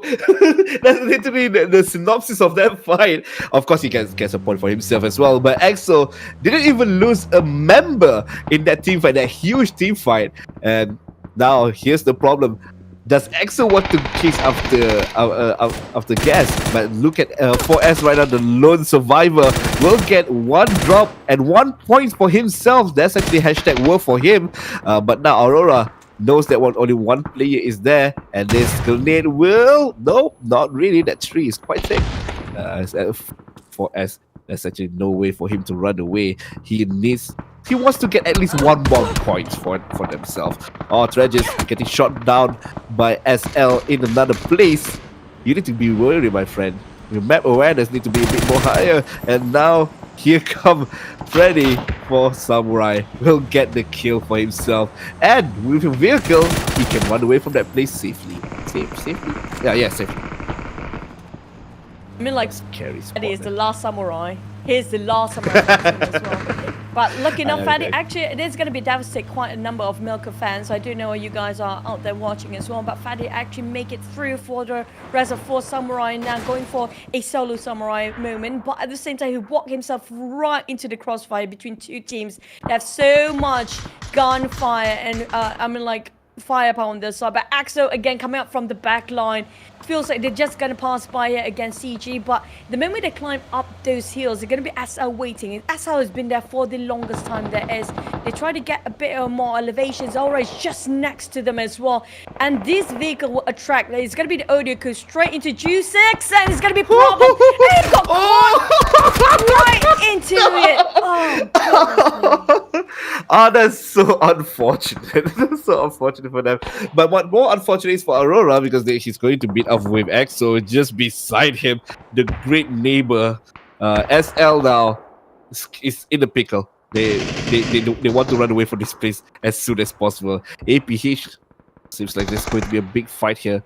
ONC already dropped down 2 players in the place, but APH now want to rebuttal back and get some revenge for their friends. Got 1 player behind them. It's going to be hard to spot them out. He's trying his best, but EXO here comes Skills of the rest on the start. Hardly giving a bit of a spray there, putting the pressure on the side of EXO. Couple of them being knocked down by the side of Panic as well. Panic Esports taking a court of eye. PV start to shoot against the side of EXO. EXO slowly losing men here, leaving only 3 of them left. And also Kang trying to actually do a bit of a damage control, but PE Silent coming out and right on top of Greg Shot. Here comes the man-to-man fight, but still got 1 Silent finish off Greg Shot. PE, this is a moment for them to actually rush and finish things off Rack around. And Gascans again being eliminated early on, places themselves at 10th spot. That's huge. This is not great for them. This is going to be detrimental when it comes to overall rankings later. Yeah, this is a huge problem for them. PE going ham once again in this round, and this time they are fighting against Gas, and they got all of them. This is a lot of points missed by Gas. They only get 2 points. There's no placement points at all for them. Technically no points at all. And now this is going to be a struggle. They are waiting to see the final score to see if they are still at number 1 or not. Most likely, no, because EXO have been popping off in this game once again. 5 kills already, and now even with 3 people, they are confident enough to go and fight everyone else. But the fact that Gascan saved them just by their necks in the last one, and now they're punishing Gascan for that. That's very ungrateful coming from EXO. But hey, it's all about the competition, right? Who cares? But back to the side of CG, they finish off Starlight early on. If the Starlight got this compound earlier than the rest of them, but CG, when it comes to communication, it works so well to actually ambush and take it away from the hands of, as saw before. But Samurai Fatty is always going to be that one person to finish off. Finally, but he got 1 knocked down, but didn't actually translate into 1 point. But still, valiant effort coming up from this side of Fatty of 4 Samurai. Yeah, first 4 Samurai is one of the funnest team to see in this round for sure. Sadly, didn't get any points, but it's fine. It's fine. You can try again next round. Now, Cicak Gaming with only 3 players left. Oh, but looking up to PE, fighting off with FTF. The circle is moving. The circle is the safe space is just in front of them. But sadly, 1 player is going to get knocked down, and Tenax will get eliminated as well in a different location. FTF not really in a great spot as well. They are quite in the relatively in the open space. Got a few vehicles for themselves. Most for EXO and CG right now, both teams are actually quite far from the safe zone. They're one of the furthest away. Look at how many teams gatekeep them coming up from the northern side or even on the eastern side of a circle itself. Now, Sis and also the rest of EXO are kind of in the same boat here, but they want to secure 1 more elimination. So much resources just to finish off that 1 person of CG. Come on, inside of the blue zone even. Still can't manage to secure that one out. They need to build this place ASAP. We're talking about as soon as possible because they don't have time. We talk about the blue zone will hurt them quite a bit. We're talking about 7th faith of the blue zone even. And this is going to be really pivotal for them. If they make it in, it's going to be huge for them. At the same time, so many gatekeepers around the corners as well. AAP, they have been quite in the last map. Now finally showing off their skills here. Yeah, they just woke up now, and now they are wanting to get more space. They have a chance now to get on top. EXO is actually, like you say, need to leave right now, but they are kind of stuck there's too much eyes are looking at them right now, including Panic Esports as well. Look at it. Look at shooting a few shots towards EXO. I feel like there's only 2 vehicles left because before this there was 4. 2 of them already blown up, and now only 2 left in the play. So they need to think of something now. All of them in one car, not actually the greatest plan of all. One call is there, but sadly, Panic is going to help EXO out in this time around, and they are still quite alive. Only 5 teams remaining. This is going to be quite tight. EXO, sadly, one of them is out. No, all 4 of them are out. And now AAP, PNC, ONC, and APH is the only team left alive in this circle. Big opportunity for AAP to get the chicken and also get all the points they can get to push them up to number 1. Really no way for them to actually get out from there. So many eyes watching them, but back to a sort of action. PH leaving with only 2 men, but they do have the solid compound to work with, but it's a bit too big of a compound to be held by just 2 players right now as AAP. The moment they just switch over for APH to focus on one core, that's where AAP start to breach in from the back. They have to be extra careful about cautiously picking their fights, pick their poison at the same time. One core try to push towards sort of APH. Same goes for AAP from the back line. They do have full squad to work with all 3 teams out there. APH having a bit of a disadvantage, but look at how Panic playing around the rim of the circle and the blue zone. Now shooting exchanging fires to a side of AAP, but look at the nade and the pressure drop by the side of one call. At the same time, the blue shrinking even further, and now it's either AAP fighting one core or APH just caught in between these 2 elephants. They kind of cornered. There's no way for them to get out unless to climb out from that. The circle is good. The circle is good. Yeah, literally they are a sitting duck right now. There's no way for them. One grenade is done. You just put it in that circle and you're good. But now who? I think one call can get the kill for this one. Not only that, AAP, look at both of them. He's like an eagle looking for his prey. Where are you for one call? Jazzy just looking at the enemy, but they spotted out. They actually spotted out AAP right now, and they want to get more kills, more than 1, and it's not looking good. The third party within the third party, and 1 player is already down for the count. Otherwise, APH only 1 player left, but sadly, there's no way for him to run away from that space.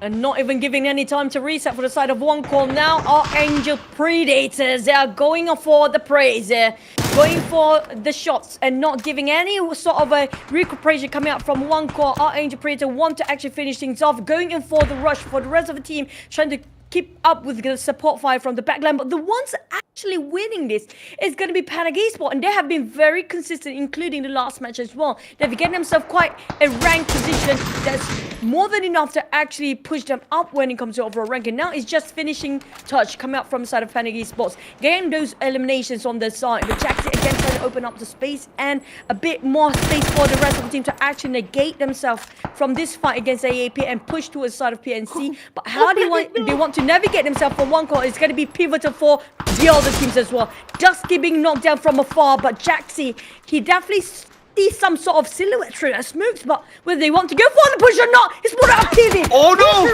Gonna go for the flank side. Check this one out. Panic! Didn't see this one coming. Oh no! Oh, he didn't get all of them, but he did make a startle towards Panic, and now Panic is panicking because they have 1 more enemy on the left side. And where are they going to run off to? This is way more horrible than what happened in the first match, because they are right in the open. There's no cliff, there's no ledge they can run to.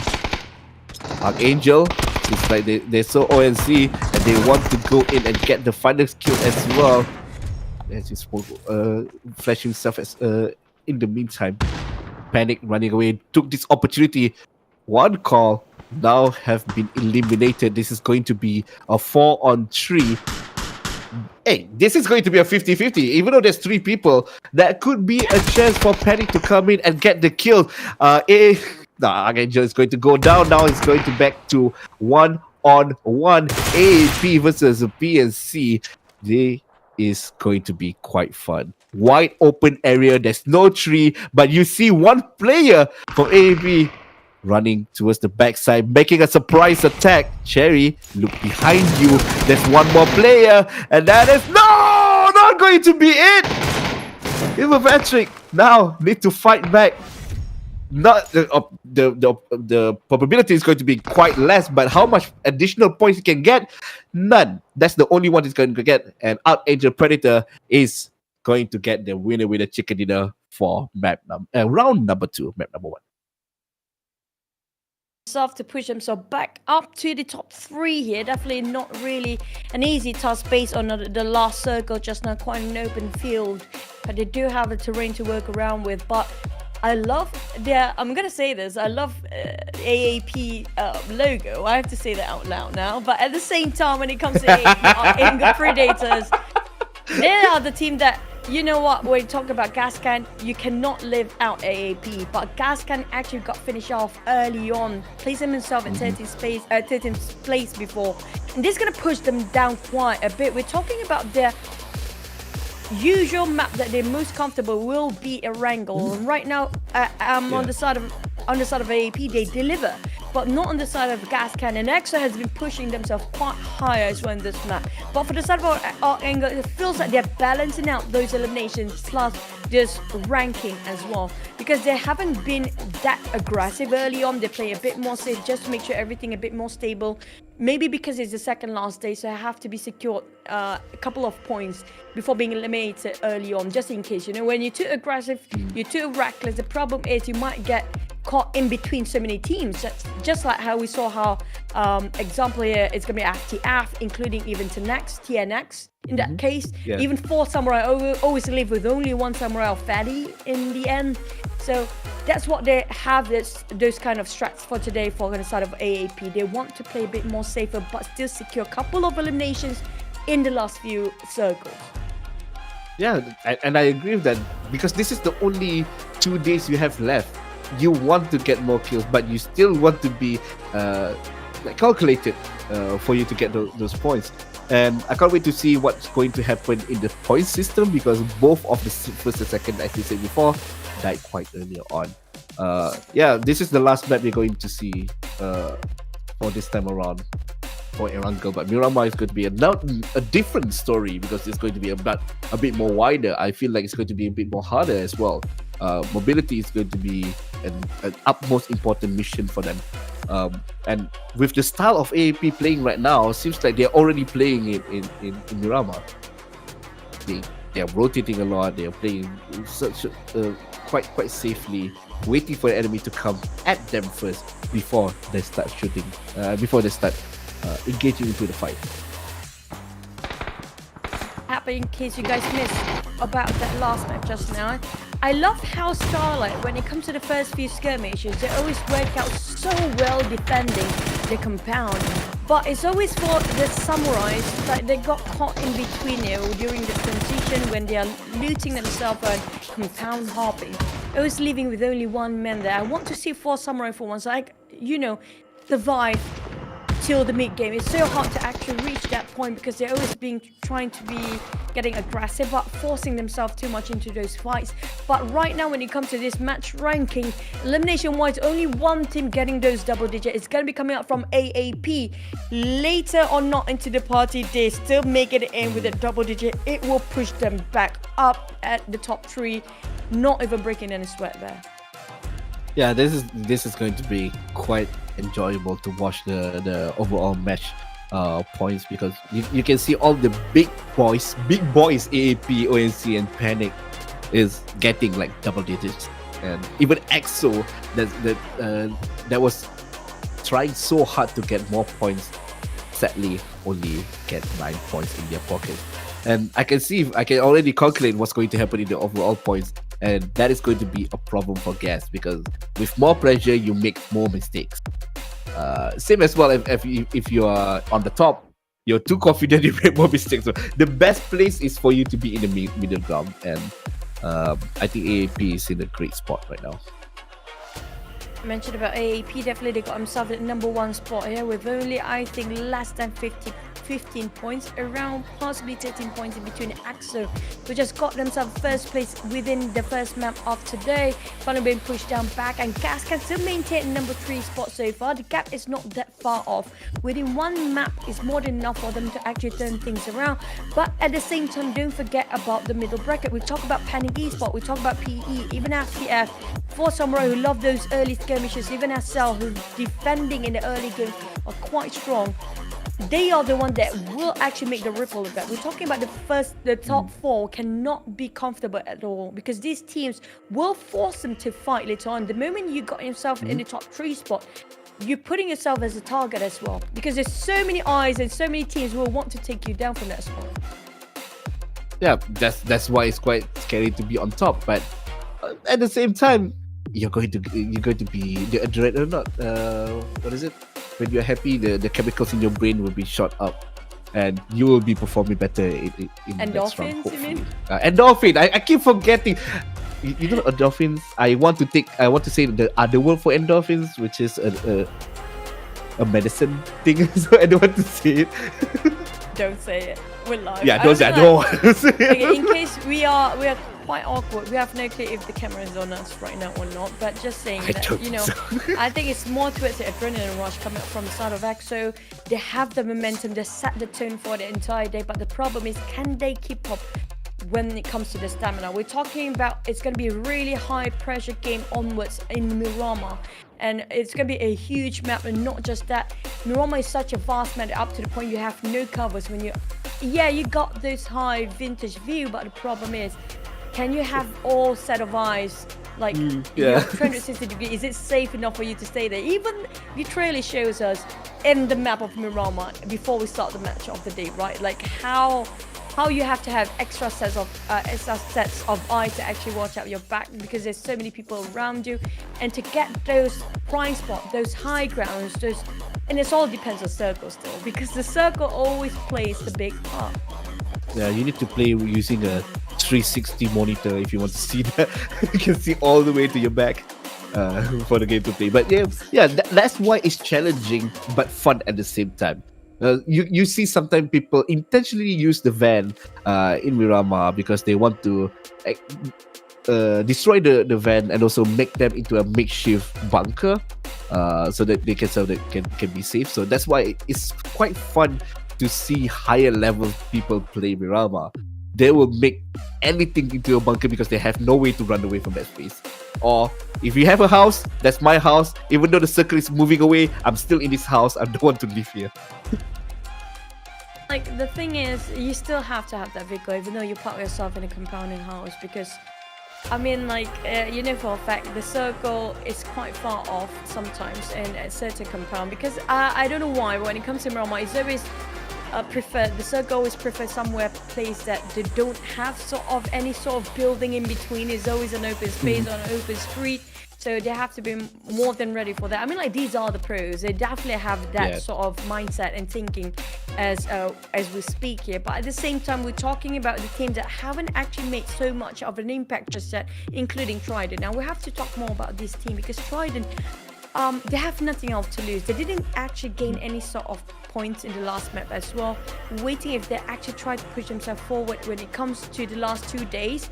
These guys, they have so much to prove. A statement, not just that number 1 spot, to actually secure themselves into the PUBG Global Series, PGS or PGC, and also there's some the Asia Super Cup or Asia Summer Super Cup in this case. But it's also about them being relevant in this tournament. They have to speak out by their actions, right? We're waiting for them to actually just move as a unit, and right now it feels like the idea is there, but it's just the execution is a bit difficult, because for the side of Trident, they always got caught during the transition into a compound.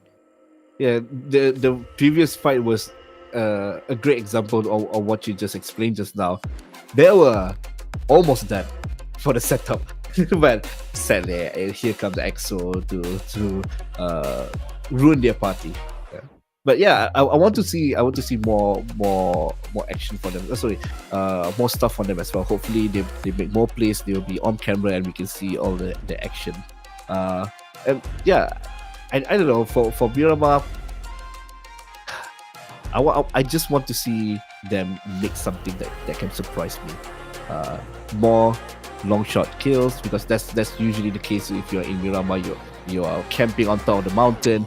You see some car running around, and you can get some kills while they're driving even for far away.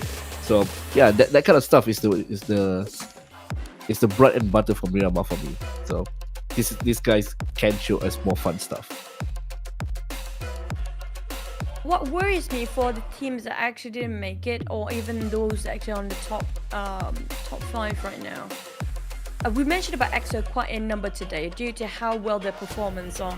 But back to its Miramar, they are one of those teams that still excel in Miramar. We're talking about the teams that we put in our mindset that, you know what, Gascans and also AAP is really strong when it comes to Wrangle, but act just when it comes to the first map of the day. And not just that, they're quite consistent even on the second map. Still quite a number of eliminations, still gain a couple of points for the eliminations, plus their ranking position. But we're not done yet. I feel like I can see the no memory card instead, but never mind that. But when it comes to the side of EXO, they're still so good in Miramar. Yeah, one of the teams that's really quite aggressive and got themselves a might be possible double-digit sort of elimination. Same goes for Panic. So these guys are the teams that, you know, whatever map you throw us in, we're still going to secure those eliminations regardless of how big or small the map is going to be. It doesn't matter. They have all the plans they need. Of course they have. They have been screaming for weeks now for this tournament. They have been playing for a few weeks as well. So we are almost into the game. And I can't wait to see what's going to happen in this few fight. Of course, in the first few minutes, it's going to be looting time, that's just PUBG stuff. And after that, it's going to be more action for everyone to see. Yeah. Speaking of the bottom power, or the second page of the leaderboard, sometimes they are the one that's going to disturb the top teams. If you even get one kill, example, you can get a few kills or even one kill to the top 5, which is EXO, AP, One Call, Panic, and all that. That's going to disturb their momentum, and that's going to affect everyone else in the lobby.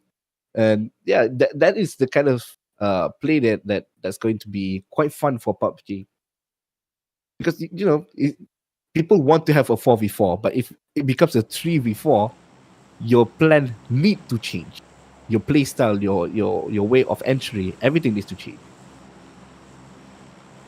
Jumping into our first Miramar map of the day, which is going to be a third map as we move towards our second last day of the finals here. Coming out from Campo Militar down towards Valdemar, splitting the map evenly, beautifully into 2 parts of south and northern side. And everybody can drop wherever they fancy, is within their reach, but it's always about the circle. Now we do have Lost Eagle Circle in different game entirely. I mean, still PUBG, but it's going to be the PGC version. But I want to see how will the circle actually fare when it comes to this map, because we do have very similar circles throughout the entire day. If it's sort of a first circle here, same goes like your Wrangle, right? Around in the northern side, shooting range, we had kind of similar circle on the second map as well. So high chances if we have this first circle really challenging for the players, we might have the entire Miramar map for the entire day, almost sort of similar place of the circle as well. So far, no clashes and no warning shots being given, but we do have the teams dropping by on top of power grid and around the water treatment area. That's going to be a bit of a crowded place. Couple of warning shot exchange. Yeah, CG and SL. Same goes for never mind. It's gonna be all poser. Feels like it's gonna be a oh god. This is going to be horrible for them. they need to move away, move up relatively harsh. So yeah, there's going to be a lot of skirmishes going on. From the future, getting 1 kill sadly. From Speedy, from TNX. There's going to be 1 member out of the count. And they're still going to go for more. They know they have a faster... I know they have a faster wave of looting, but now they are using their time to put on pressure to the enemy team. Now SL Starlight going to be 1 player out of the game. Now for 4 Samurai, looting as safely as possible. No need to worry about anyone on the map. Nobody is close to them at all. But of course, the player doesn't know that. It's just 24 for us. So they're just going to get rich as much as possible. APH, on the other hand, same story, different place. Just go and loot. So here's the thing about fighting it in Miramar that I love is their noise detection. Like was the easiest way for me to say. Their map awareness. That's the easiest way for you to say.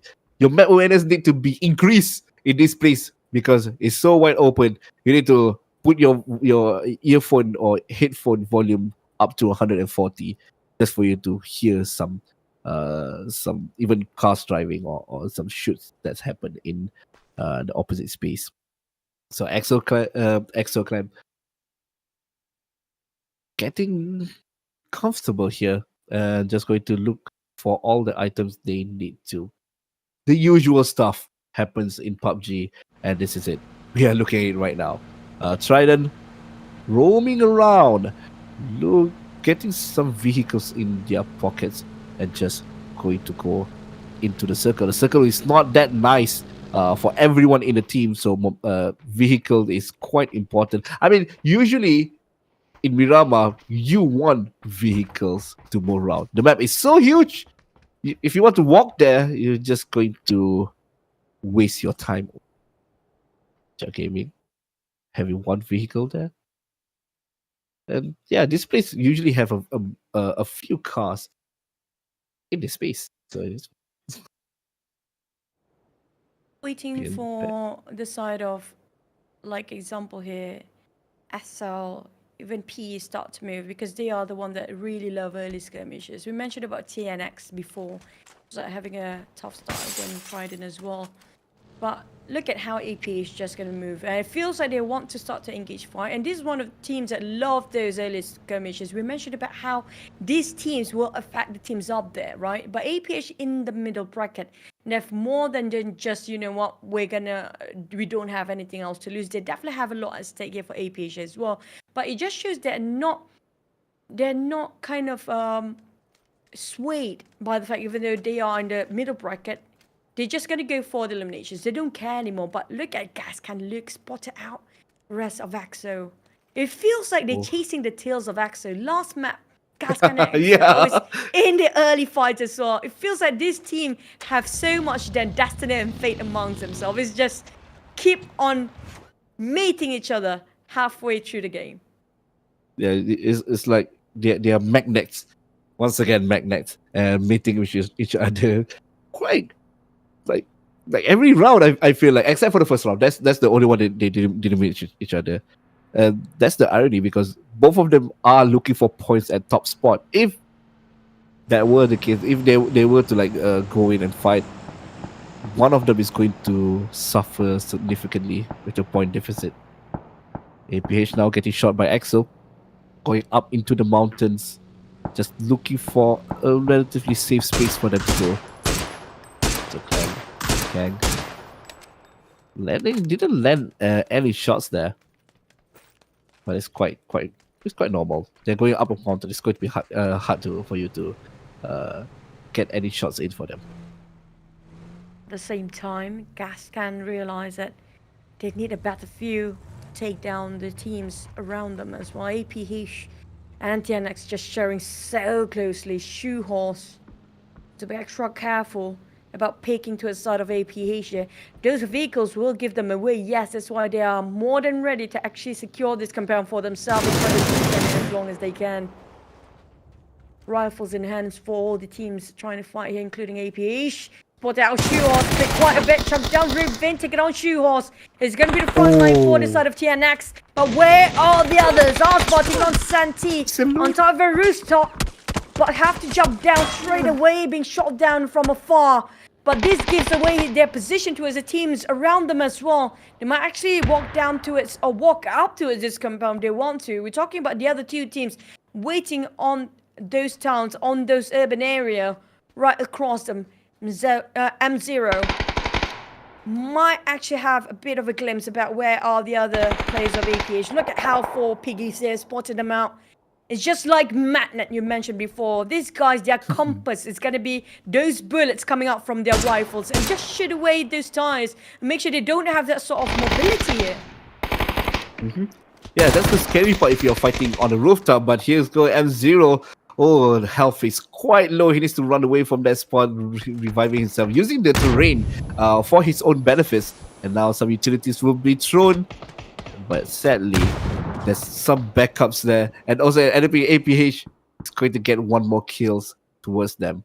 Yeah, if you're fighting on top of a rooftop, yes, you have a good vantage point, but you don't have any defensiveness for yourself. And you can easily get shot. Now, Tenax is only one player left alive, and APH is just trying to buy some time for them to recover themselves. That's it. I'm actually waiting I for think TMS Rams is. to Oh my just god! push I slowly, just saw slow down. TMS M0 is so far away from the other Yeah, teammates. it's too far. It's too far. Arsbar were being forced to pull back all the way. So it's so hot for him to actually say it's made by Starlight.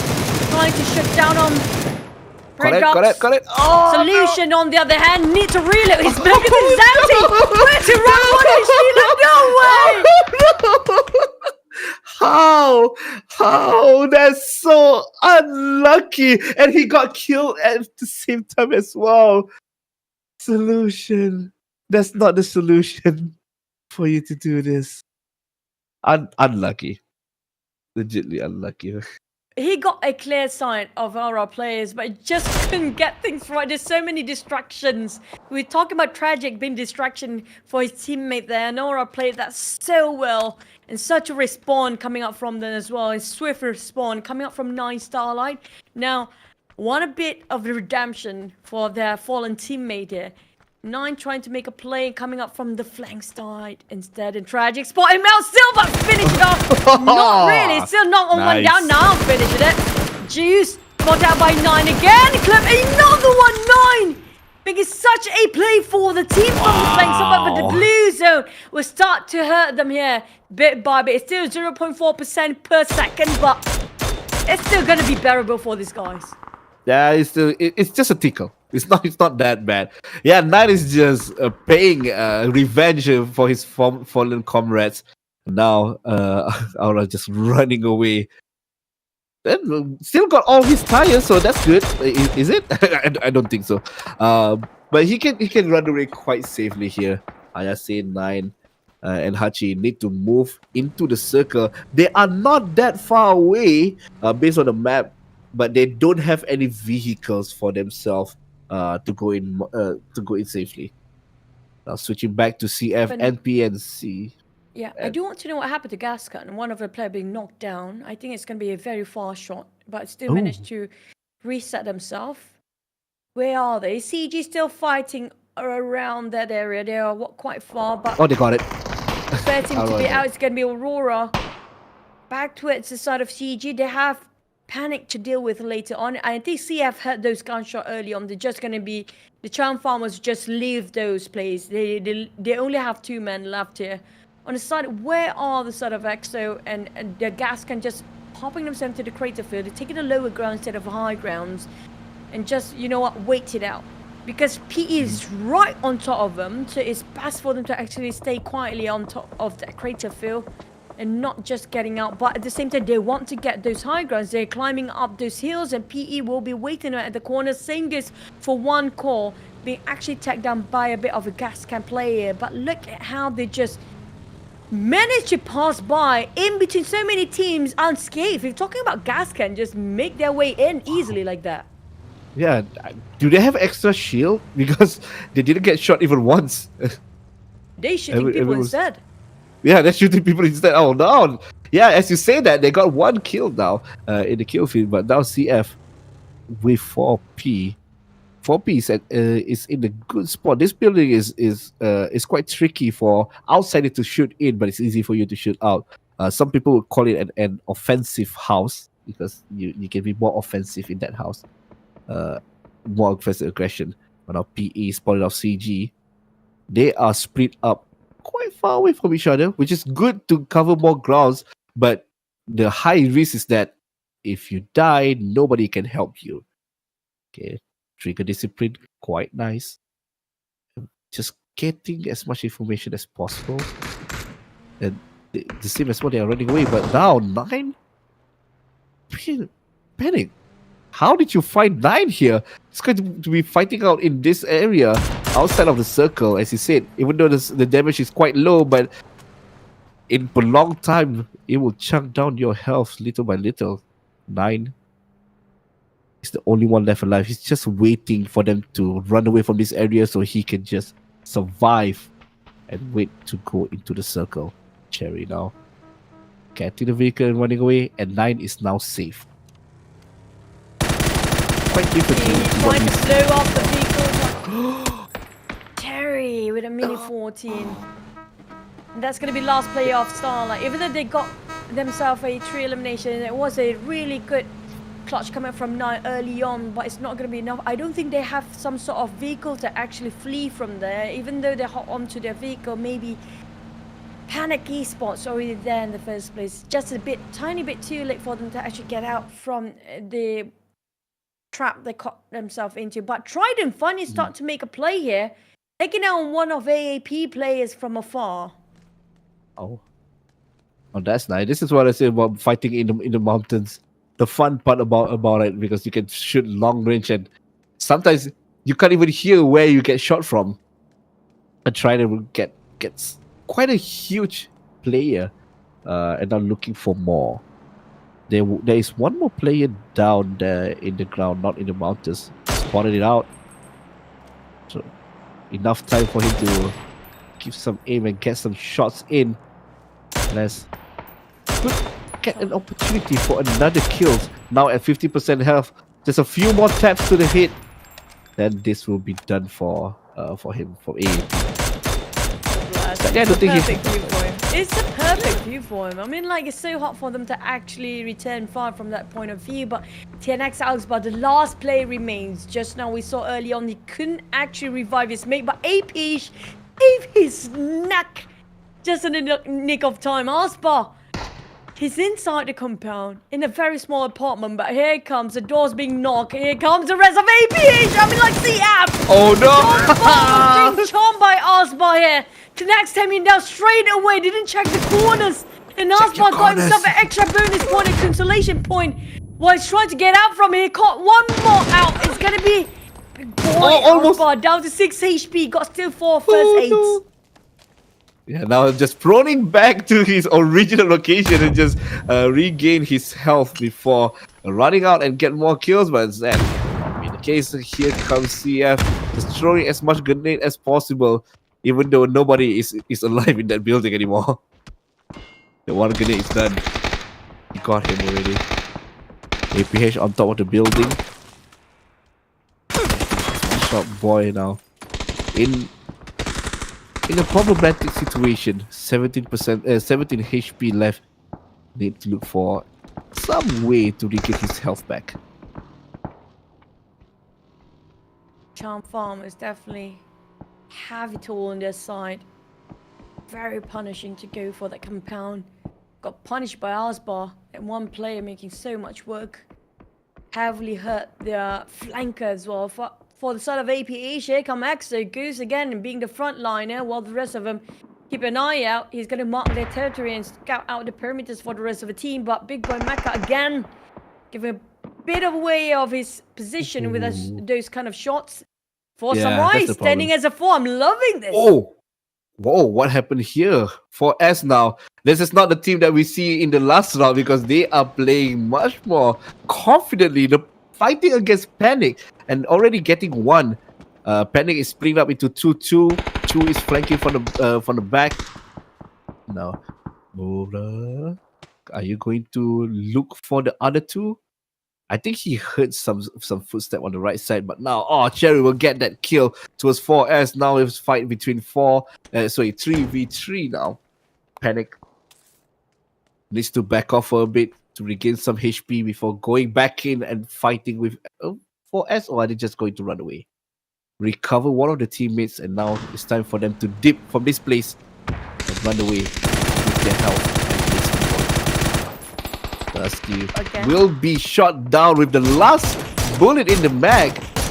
Could be one more problem, but PE is there to be a nuisance, will take a kill out of 4S and will be helping out PNC in this team fight. And up the space, we've got knocked down, one more behind there. It's going to be a bit of a problem for Faddy to actually do it again for the entire team. Him, as always, living out as the last samurai for the team here. Samurai.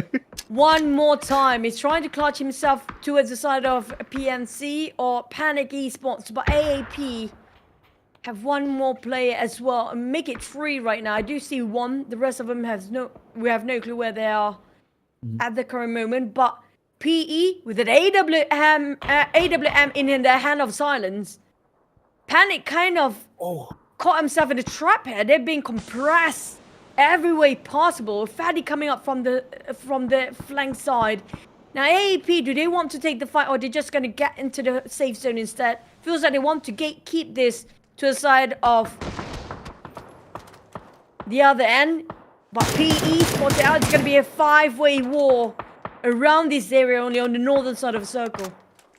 Yeah, they need to move. This is circle number 4 here, so that will be quite annoying for them. Now PE is closer to the circle, so he's just going to be annoying Panic in this location. No need to do anything other than that. So switching to AAP now. AAP with only 3 players here, using the vehicle as a cover and also as a way to run away from this location. But sadly, 4S actually shooting them from the backside. That's not really a good idea. You are exposing yourself. Panic now moving in slowly but surely to the space spot. But PE is waiting behind that small mountain there. So they need to be careful here. Don't expose yourself too much. Use the mountain, use the terrain to cover yourself. And yeah, going to be quite scary. He definitely knows it's going to be the AWP here or AWM user coming up from silence. So they're not going to contest that area at all. They're just going to leave it be and just let him just peek around the terrain. Faddy definitely will be the last one to fall on there. The next one to be out. We're down to 11 teams at the same time. Gascan is in the center of everybody else. Nobody actually spotted them out just yet. They have been very quiet. They have been there the longest time there is. But PE are the teams, and this is going to be, they are the teams, including AAP, who love to fight so much. And PE has been eyeing out to the side of AAP and coming up from Panic. Feels like they have to actually push forward because, like it or not, they have to cut across PE and AAP for Panic, especially. They are furthest away from the circle. Yeah, that is a scary spot to be in right now. And do they have vehicles? I don't see any other close vehicles close to them right now. So yeah, they need to walk.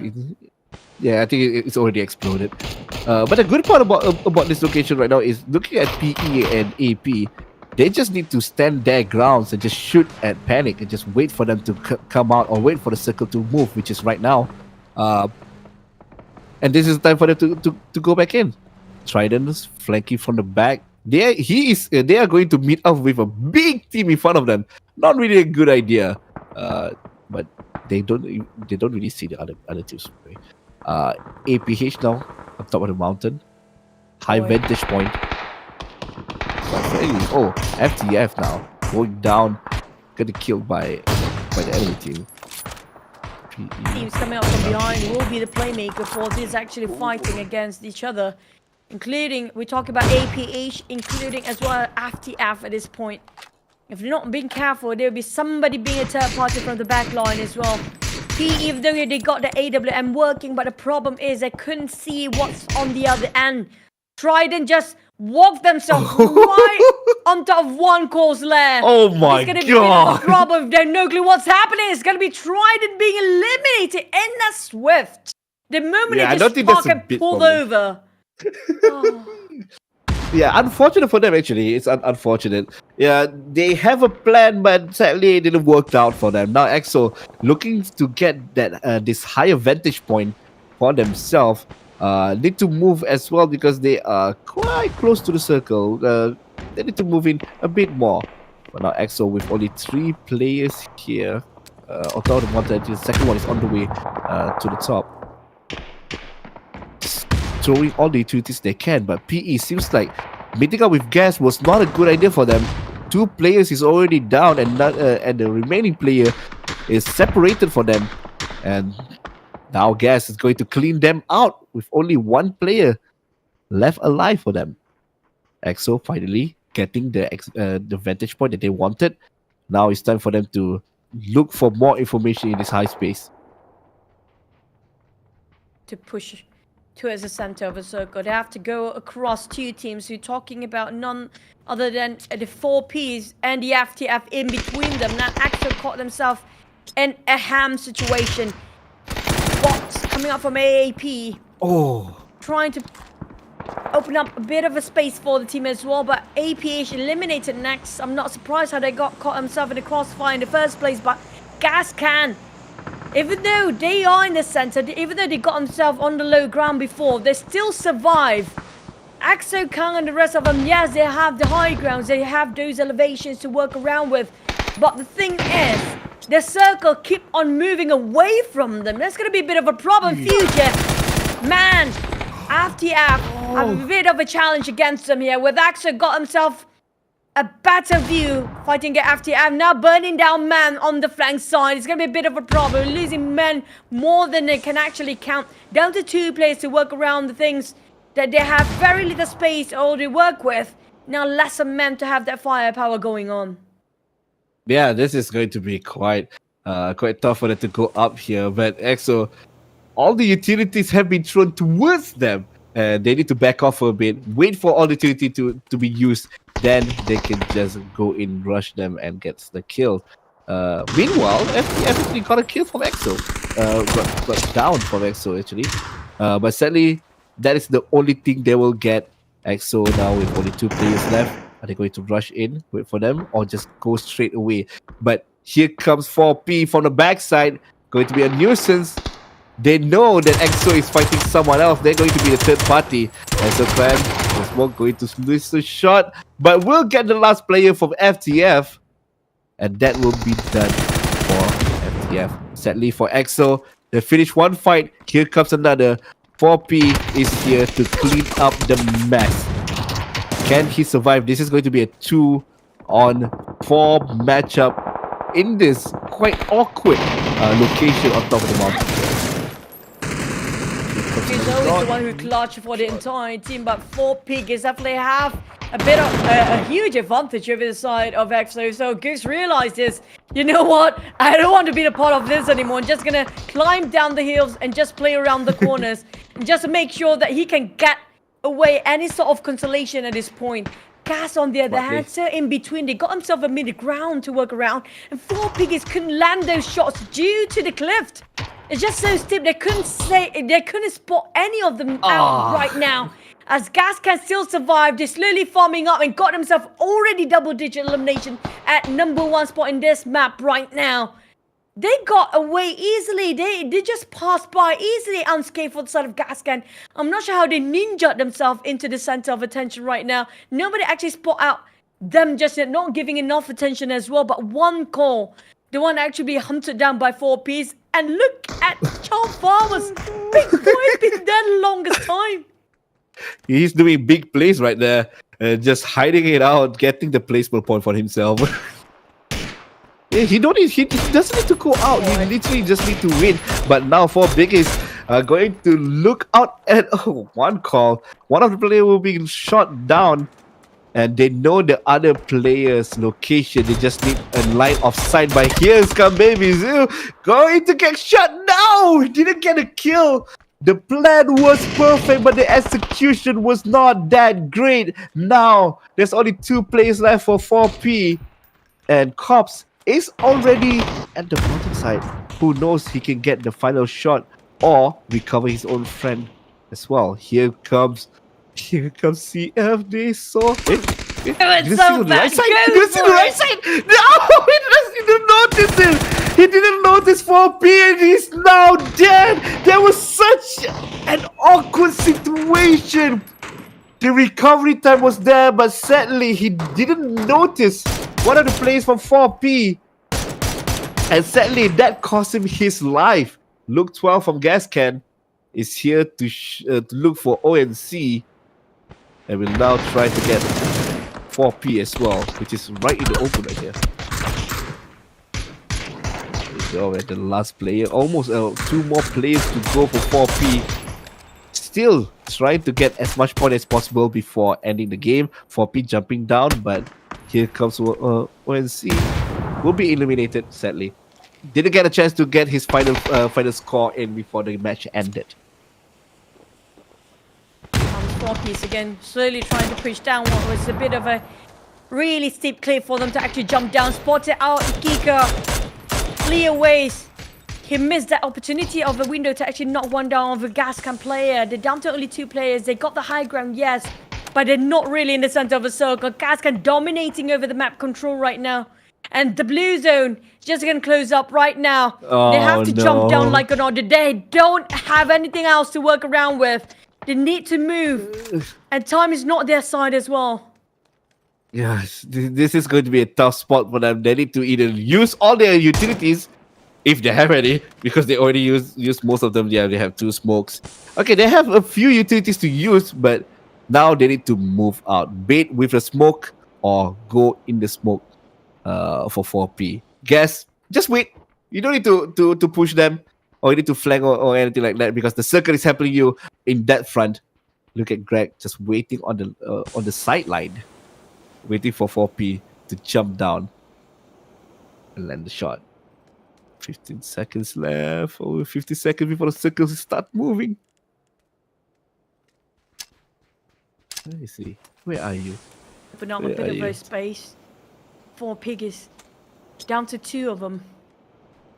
Spot it out. Luke is just going to have that trigger discipline. He's spot them out. He wants to spot the other one. Here comes the spray. Luke getting on 1. There's going to be 1 knockdown. Now, where is the last member?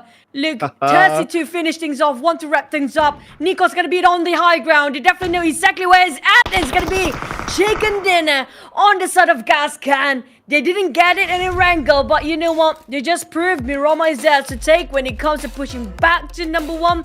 They are there, and not just even pushing back, they will maintain their spot there with those double-digit eliminations as well. Now this is the time for them to come back. This is the time for them to show that number 1 spot. I give you a chance to just touch it, but now can I have it back? I will put back. Let me back in my rightful place. Gas is now waking up and get the chicken dinner and all the points. How many kills did they got in that last round? That's quite a lot. This will help them to push back up to that podium, the number 1 spot. Top 6 teams, or even top 4, if I'm not mistaken, they already secured 10 eliminations in their hands. Even though they're playing the lower ground, even though they're playing on top of Predator Field Compound just now, still secured so much. And surprisingly, no team actually focused onto them, like 100% focused onto it as a side, and even try to flush them out. Everybody just focuses on what's on the high ground instead of looking down instead. They're just giving so much opportunity for the side of Gascan to take the advantage being the third party and just finish off whoever's trying to focus on what's ever in front of them and going for their flank side. Just a remarkable play coming from Gascan. Even though they're having everybody kind of start to question, like, why are they taking the low ground? Why are they right on top of Crater Field? Why are they taking places as sort of a unconventional way compared with Mirama? Usually it's always about the higher ground, it's always about the vintage view. But in this case, Gascan want to play something outside of the box, and they just prove it. They got what's right for them right now. Yeah, this is just the momentum that they needed. They're just waiting for their favorite map to come back into the rotation. Then they can just bulldoze everyone else. But not only that, the other team was playing quite remarkably. The top 4 teams that we have before this was playing remarkably as well. AAP was on top 5, if I was not mistaken. EXO didn't do that well in this first time. In this first map of the game. I mean, this is just the first time they're going to be here for today. Who knows? They need some time to learn from everyone else. Just look at how the momentum plays, and in the next match they'll be better than this one. teams in the middle bracket as well. I'm hoping for them to actually have a bit of a last push here. We're talking about today feels like a bit of extra caution for the teams up there. They're not as aggressive. But at the same time, even though we did say they will not be as aggressive, they're still getting themselves double-digit eliminations. And speaking of which, I have a feeling that when it comes to the last few maps, we're down to 2 more maps here, Lynn. We're talking about 2 more maps of Miramar, and tomorrow is going to be a lot of Erangel days. But when it comes to the last 2 maps of Miramar, how they want to wrap up by the end of second last day, because you don't want to play the catch-up game here. We're talking about the middle bracket. No. You don't want to leave that gap way too big that you have to put so much pressure when it comes to the last and final day.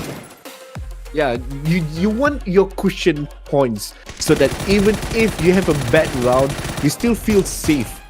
So the pressure towards you is not going to be that high. So that's why in today's game, or the 2 maps they're going to play after this, you need to, and this is, I'm talking about Gas here, or anyone in the first place, you need to get as much gap as you can before you go to the final round. Or not, the pressure is going to go up, you're going to make minor or micro mistakes, and that will cost you your life. And yeah, that's not a good place for you to be. It's better for you to be safe than sorry. Yes, there are teams like EXO, there are teams like, example, even Trident, we're looking at the popping into Miramar quite frequently. And even 4 Samurai have been surviving as a 4, even though it's always fad as the last Samurai living. But we're talking about even 4P stepping up the occasion. We're talking about these teams that will not let them to actually have those gaps. And speaking of which, Gas did actually secure a double-digit elimination with 11 elimination in their hands with 21 points secured in total. 4 Piggies finally coming up really strong this time with 12 points there. But look at the gap. There will be so many zeros in this map only. Look at those coming up from the second half of it. Not really, there's nobody ended up 0. I'm looking at the last one, no chickens there. But it's going to be Aurora, CG, 4 Samurais, even Tenax. We mentioned about Tenax, they're always the first to find themselves those skirmishes. It didn't work well for them just yet, but AAP still, oh my god, look at that, just a tiny margin. We're talking about 2 points shy from Gascan, and AAP have been switching so much in the first and second spot between Gascan and AAP at this point. Yeah, and if AP could have survived into like 1 or 2 more placement, they will be tied again, or they will be surpassing him. Now, you need to think about what's going to happen next. AAP knows that this is going to be an important game for them. Same as well with Gas. Are they going to be playing more safely, or are they just going to go ham the same as they are going to go in round number 3? So that's the question that I want them to answer. EXO, yeah, quite fun, quite fine to be in this place. The gap is getting a bit more bigger to go towards the first place, but they just need to be more safe in the next round. This is just because, like I said before, you want that cushion points, so that on the last day you will not be that stressful. For people who are at 3rd, 4th, 5th, you want the gap to be close. You don't want the gap to be too far away from you. The gap is not too far of a stretch either. We're talking about EXO, it's just 9 points different between the second place. It's like 11 points in between. That's going to be a flip of a coin only for them. And they just, within 1 match, got themselves a double-digit elimination. It's more than enough for them to actually push themselves at number 1 spot now. First and second definitely is not comfortable at all. We're talking about up to the 5th place. It's within their reach to actually get that number 1 spot. And we're talking about, it feels like a bit of a far-fetch for the side of Panic Esports. But the thing is, if they can secure those double-digit elimination, you know, even though they didn't secure those chickens, it's more than enough to push themselves at number 1 still. I agree. Yeah, Panic have a chance. There is still a chance for them to come back up. Yeah, it's just a way of, do you want to focus on the chicken, or you want to focus on the small points, which is the elimination? I would rather have the elimination points if that is the case. You get 10 kills. Easier said than done, but you can get 10 kills to equivalent to one chicken in a round. So yeah, anything could happen in map number 4. They are almost touching the podium for Panic Esports. we have to put in account the butterfly effect coming out from on second page, including CG, Aurora, APH, and 4P. Now 4P, they were so well done when it comes to their performance was brilliant if you look at the last Maroma map. And that was quite a rare sight for them. But if they keep this consistency going, they might actually make a shift on the first page. They might actually have a far-fetched, or it's a tall order for them to actually get into the top 5. It's too far off. I mean, like 100 gap in between. But they can change the first spot on whoever actually getting it. If they actually start to ambush those teams on the top 3, make a bit of a trouble, they are the troublemakers. They can be such a hindrance for the top 5 team to stay where they're at. And I'm loving this flight path so much. Splitting the map evenly. Like a straight, perfect line. And the north and the south is just so distinct. I'm talking about how fair the map looks like right now. It's oddly satisfying. That's true. If you say about OCD, it could go up like a few centimeters, it will be perfect, but it's already good enough. I'll take it.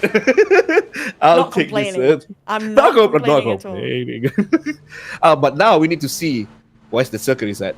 Is that going to be good, or is it going to be like the one before, round number 3? Everyone is so spread out. The previous circle we had on top of El Pozo at first for the first one around Crater Field. Are we having over power grid? Because if it's power grid, never mind. Yep, we're gonna have that. And also Hacienda area, which PE already got themselves there, and it's so vacant on the northern side. I'm not surprised if Trident take a longer rotation just to get on the entry towards the northern side here. Same goes for PNC if they want to, because there's nobody on the northern side of half of the circle at this point. Yeah, I like that you're predicting the future like 2 seconds before. so when they say it's going to be there, just that's how I said it. Yeah, I take it as a compliment. Thank you. Yeah, you have a superpower. You actually don't know that yet. Let's go back with like the location of everyone splitting up and the location for the first circle. This means that everyone is going to get everything before the fight even starts. Again, I think I said this once before in the previous round. I like to see 50-50 fight. I think most players like to see a 50-50. They don't want to see a 60-40. What I mean by that is that you have not enough armor, I have more armor than you, or you're gambling to see if the enemy have lesser armor, lesser item than you, or lesser damage gun than you. It's not fun, and it's quite risky to do that. So yeah, this time around, looking at people spread out so evenly, getting everything, it's going to be a much more entertaining and equal fight. I think it's circle number 2, hopefully. I mean, I'm not surprised if this team's trying to ripple it out and forcing the fights early on, including the teams down there. I'm talking about Trident, Tenax. They have continuously tried to force those fights. But it's just, like you mentioned before, their gears are not well equipped. Do they have enough when they start to fight here? But in the meantime, are they actually really trying to start the fight, or they accidentally, coincidentally, actually caught in between? Back to the side of Charm Farmers, Drew, always the lone wolf here, trying to scout things out and make sure their perimeters are safe for them to actually loot on. And Trident, they have, I mean, like, these guys are high caliber players. It's all down sometimes that 5% of luck do actually plays a big part by the end of the day, right? It's always about, whoever being favored by the circle, if circle shrinks on which side first, who clips down the blue zone.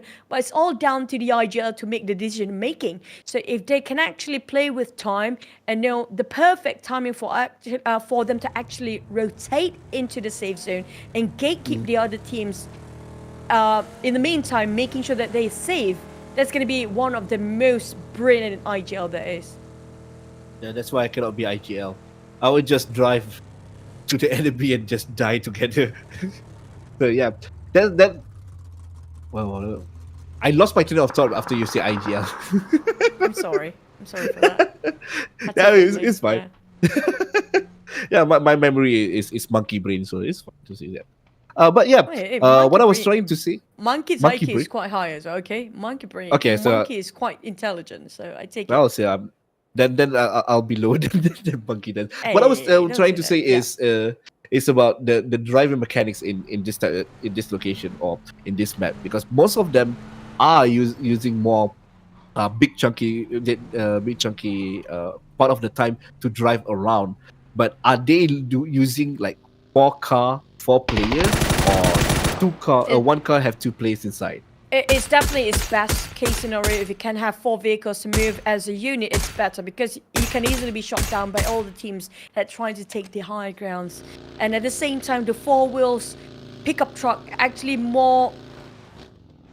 This is the Safer. case why you want to say the pickup truck, because Yep. you can see how the bug is so exposed, and at the same time, it's it's a sandy dunes. We know for a fact when it comes to when it comes to that drift, it's so slippery with the sands. It's very realistic when it comes to PUBG, right? So you have to put it in mind as well. The velocity, the physics of it, except for the climbing 90-degree, that was like, that case. But back to the side of TNX, they're definitely trying to find extra vehicle here, but it's just so hard for them to land any other than this pickup truck. And also one buggy, if I'm not mistaken, at the back line. But they want they to have get one themselves buggy. more. They need more. They definitely need more. Yeah, that's why usually in this kind of on Miramar, people want to go to the big cities. I would say usually what I call it the big cities, so that you can get all the vehicles you want. You can move around much more safely, much more easily, and of course the most important part, you can loot more faster as well. Because right now they are all already quite looted up, and we might see an early fight, even if in circle number 2, in between them. SL, you were talking before this about the second page teams. I say the second page is the lower numbers or lower ranking points teams. They love to start a fight. I feel like they just want to get some kills in their pockets. They have a higher opportunity to get points from kills rather than placement. So that's why they are forcing the fight towards them. Trident, SL, even FTF, they like to start fights. Anything Yeah, else Aurora to lose? here. They're definitely, I mean, like one of the main reason why they are, nothing else to lose. There's like, there's a lot at stake for the top 5 teams, but for them, they're just happy to, just making it harder for them. And it's also just for the pride, it's not just for their own team, it's also representing their own region. We're talking about Oceania, come up from Australia, it's also coming up from Indonesian teams and the Philippines. They want to fight, and just, we are still here, we're still there. And we want to show you that we have a big statement to give. Like it or not, you're in the first place, or nonetheless, we can contest this whenever we want. That's the statement they're trying to give out. But Gascan, this time they're Oh not my taking God. the lower grounds, they're playing the vintage view. Yeah, this is exciting to see. We always talk about vantage point and guest location, a perfect vantage point to see everyone scouting for information of where is the enemy teams. Do we want to go into the compound? Is it safe to go into the compound? And the answer is no. He immediately, after hearing 2 or 3 shots, say, "I'm out of here. I'm not going to go inside this location. Let's go to somewhere else." AP now. Oh, really close for Samurai. Shots have been has been fired here. Freddy, aka usually the last Samurai in the team, going to get a bit tickled by AAP. Back to Samurai. Faddy's always trying to be vigilant for the team. Even Patrick, just across them. AAP is not gonna stand down from this fight. Same goes for Murayama, but just some GM. Actually giving away so much of those sprays, but didn't actually clip or connect just yet.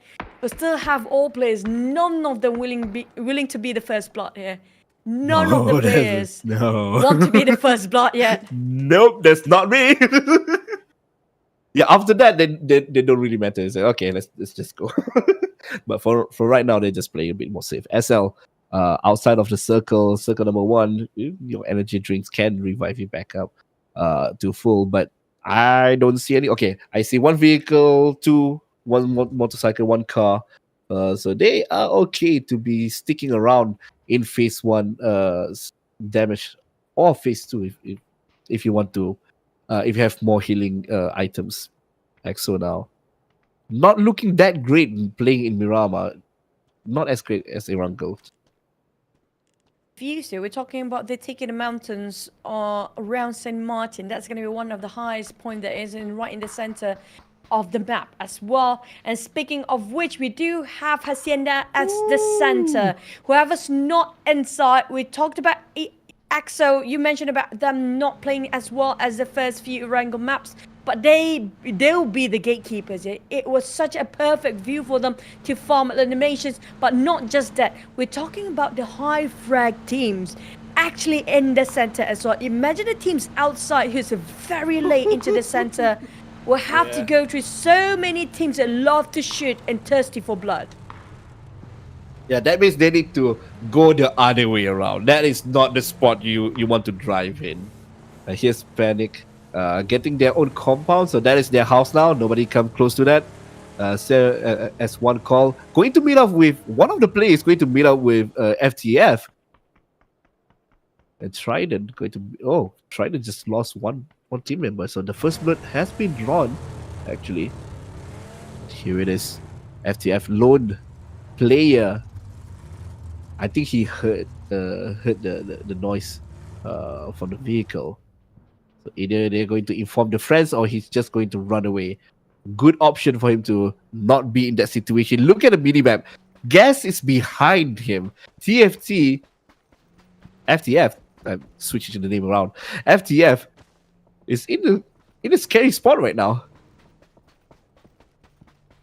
Top of each other. It's a huge mountain in between them, so it's quite hard for them to actually land any shot from above. If you're trying to drop those nades, it feels like almost impossible. From you know what? From up to down is possibly doable, but from downwards to up, it's going to be really difficult. Tenax, now this is what we call as a troublemaker.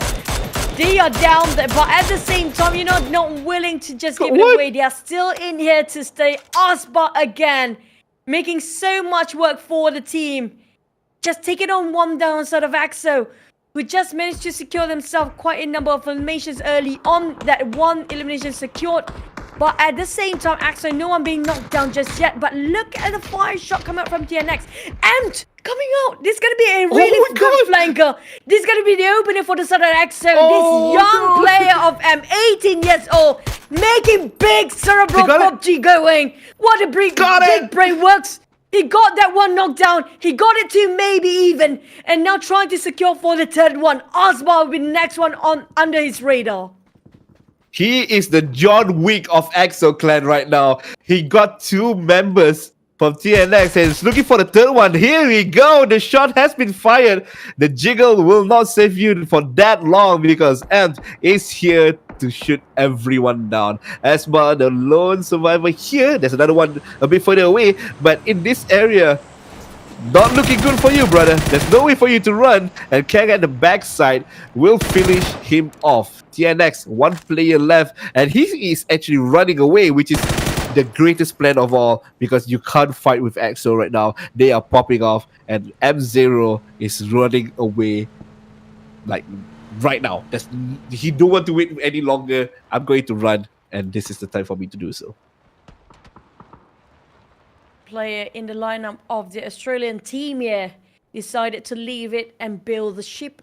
I don't blame him due to he's the lone survivor. You just have to play for the position right now. They don't have any sort of elimination coming up from Tenax. Has to play safe. But at the same time, that was such a unit. How they move as a unit coming up from the side of EXO Clan was perfectly well executed with Amped coming up from the blind spot. It was such an opening for the team, but we're not done yet. We might be ended up right on top of the town of St. Martin. That's going to be urban warfare. It's going to be messy. It's going to be scrapey. There's so many corners around there as well. But we do see a lot of things happening on top of that kill feed. FTF taking a bit of a trade with none other than Trident. But SL barely make it in. They are late comers into those safe zone. This might be punishing for them if they're taking their own too much of a time here. We're talking about in the center of St. Martin. Already overly saturated, including Gascan already got himself in the center there. Finished off so many teams. CF, Charm Farmers being obliterated by the hands of Gascan in such a swift manner. Yeah, that's a clean fight from Gas. everyone is still alive and just swiping the floor. Now the next target is going to be FTF, which is literally next to them. Now going back in, guess one player is going to go down and out for the count. This is not looking good. Check corners, not sure. They are in the building, so it's going to be quite hard for them to figure out where the enemy is at. FTF now not wanting to calm down at all because CG is next to them and they want to fight more. They got one kill out of that team fight. Everyone has actually got a kill for themselves, and now they are looking for more. 4P driving into the circle to the safe spot, and could be quite safe. Because the moment they stab into the safe, they're like, how they got tabbed. Baby Zeo greeted straight away by the side of Aurora and APH there.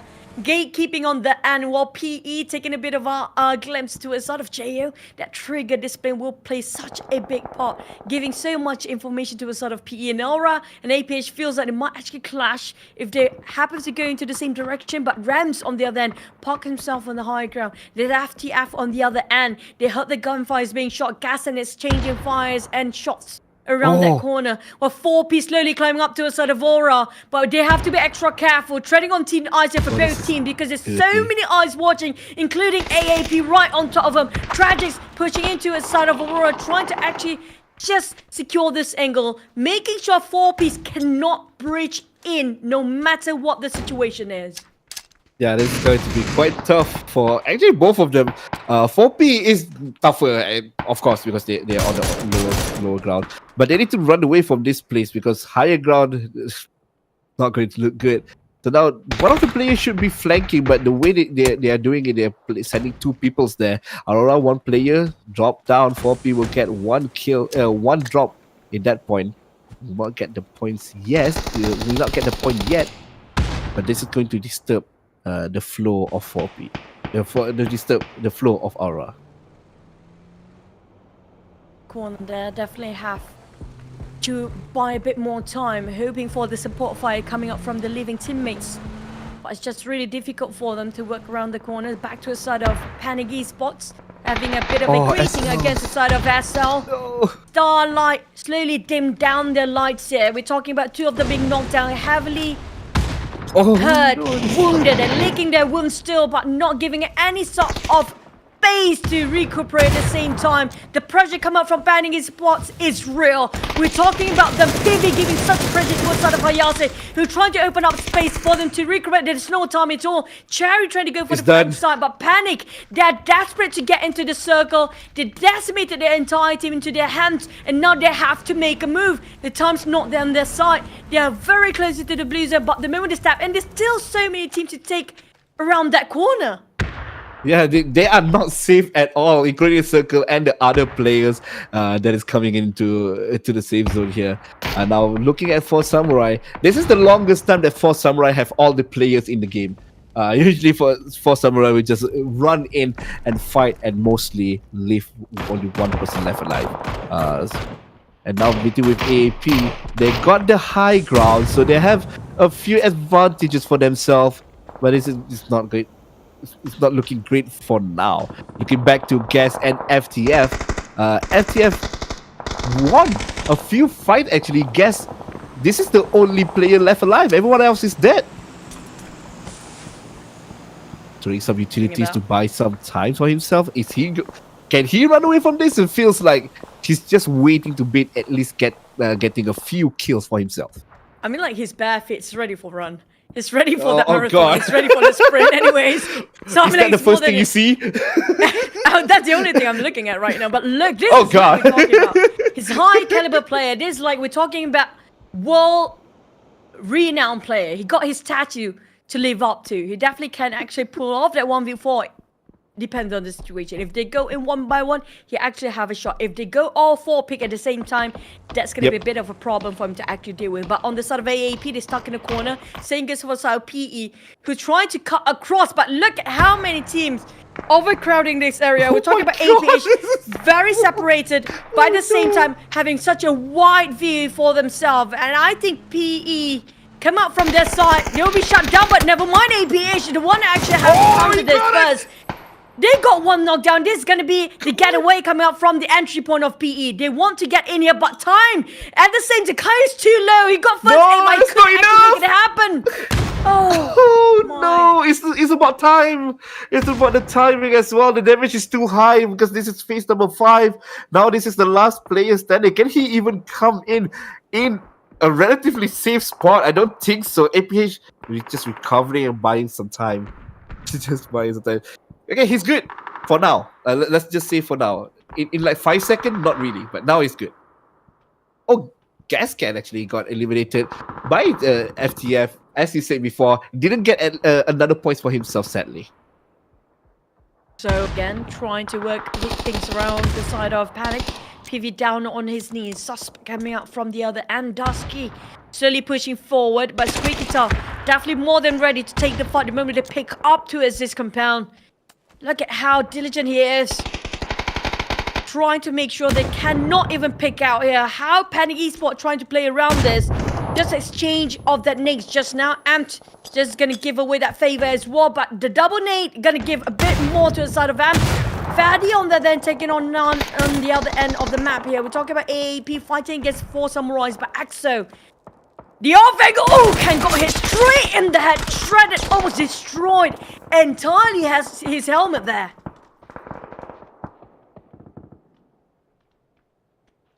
Yeah, not that great of a match now, huh? EXO right now proving me wrong, saying that they are not performing well, but now they are eliminating one after the other.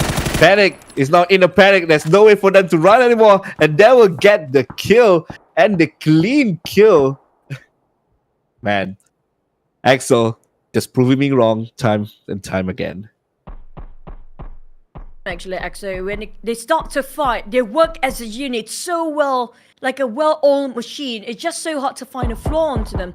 But back towards the other teams are still striving to make it end. We're talking about including One Call and versus Action Philippines or APH, JO and Rudovin trying to make it end, but at the same time, the open street in between this compound will be such a trouble for them to actually cut across.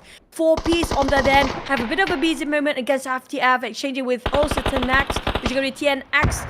Kind of being, he's the loner, right? He's the only player left for the side of TNX. Am0, this Malaysian player playing under the banner of the Australian team right now. Just being surrounded 360 degrees everywhere, left, right and center. The entire squad waiting for him to actually pick out. FTF start to approach towards the 3-story building, but 4Ps is doing the same thing as well as Gops marching towards the side of KDR, and they're gonna exchange fire between Mana and T-Day, but at the same time, Gops shot quite a lot of damage, and we saw that gonna be that Molly burning him off straight on the ground. Where are the rest of the 4Ps? They're quite far off from each other. Yeah, they have no way for them to run from this place. No, but FDF actually have one more player they can kill. On top of them is TNX. M0 is just waiting on the side. Like, they hear all the fighting, but they are not really wanting to get that fight from themselves. Shotgun on their hand, and this is going to be more of a skirmish. And they need to move right now. I mean, the circle is moving slowly but surely. But they have to go. And here go for Piggies. Meeting up with EXO. EXO's on top of the mountain, so that's going to be good for them. But FTF sadly did not go to plan. 2 players is already down for the count. And they need to buy some time to recover, or they have to fight it off. The shotgun will land a few damage shot to the face. Zero, he's watching this by himself. Let's go. Oh, He's no. just gonna go for it. The shotgun just now, no, just next to him. Come on. Oh, Go knocked in. him off. Go Oh my in. god, are you Go kidding me? That's the No hero way. shot. That's the hero shot. Oh man. It's not And that- happening. That is amazing. Live. Ay. Hey, whatever the case, that's an amazing play for him. Now he can run away, but no, he wants to go and get more kills for himself. He's actually running back up. He wants to fight back. Even though the circle is closing in, then there's no way for him to run away. Oh, there you go.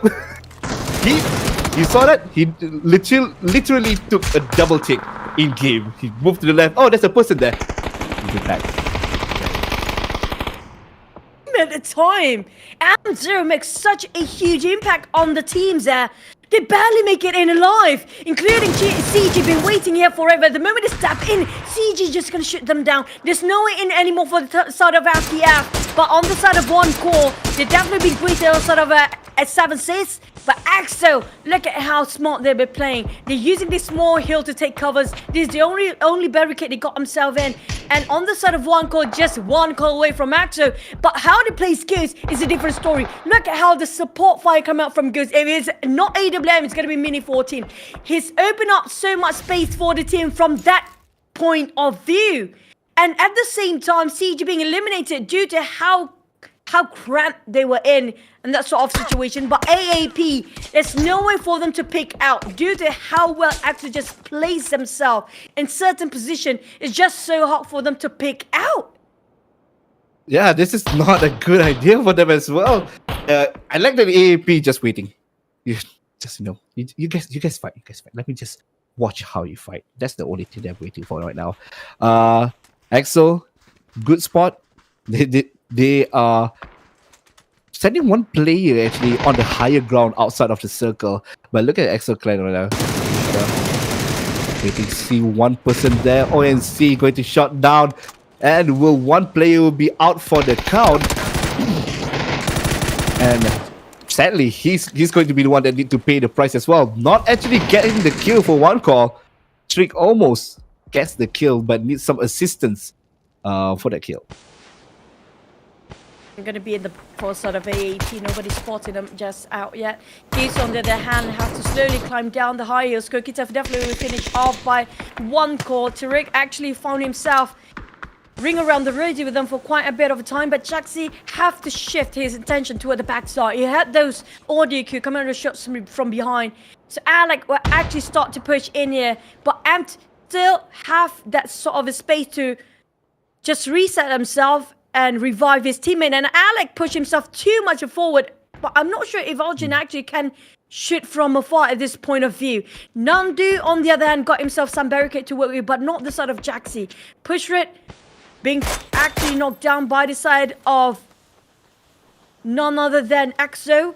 It's going to be a three-way war here. 3v2 with AAP, with only two members quite far apart from each other. Alec being the front liner, while Tirek and also Jaski tried to spot him out, but Ant taking the advantage into their hands, coming up from flank side. Ant almost got shot down entirely by bots, but Pusherit will have to be punished there. The moment he pushed too much deep into EXO Clan's territory.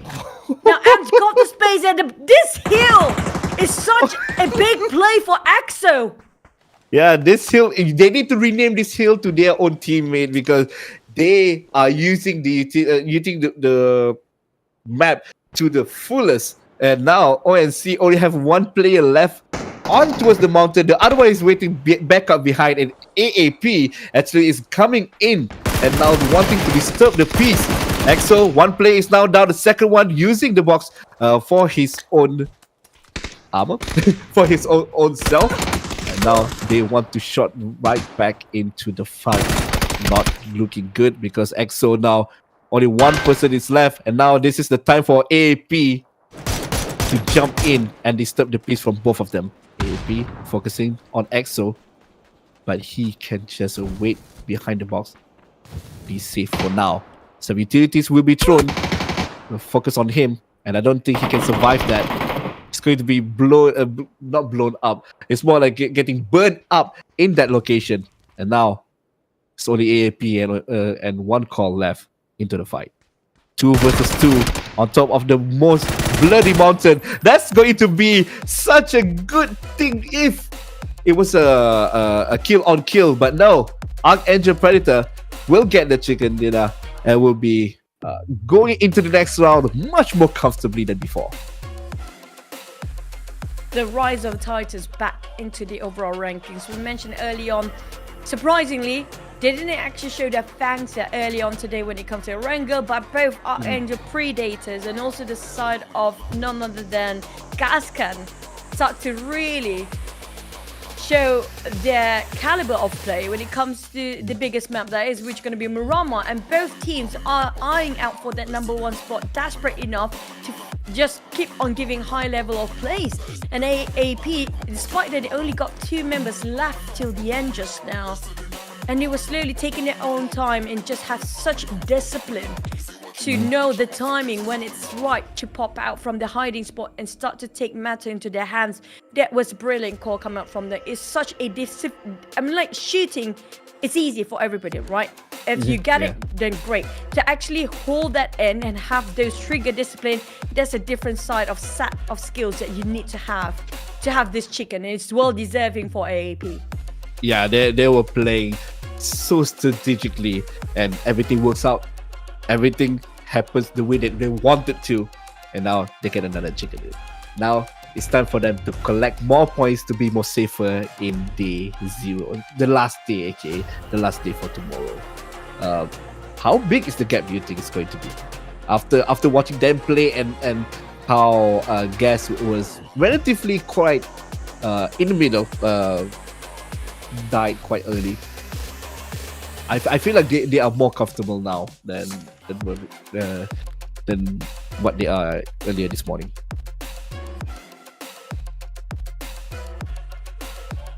So about all the overall rankings, right? I'm calculating in my mind right now how much will this affect for the overall rankings later on, how much of a gap in between, because right now I want to see. It's a shame that we only have 1 spot coming up from the Challenger Rumble for that PGS. But at the same time, imagine how small of a gap that is. That 1 point in the last minute, because we had a tie starting off day number 3 here, which is going to be the second last day of the finals. Imagine if we almost have a tie, even starting off, like even the finals, ending up with a tie again. Oh man. That's going to be really painful for the teams on second spot. Yeah, it's going to be annoyingly.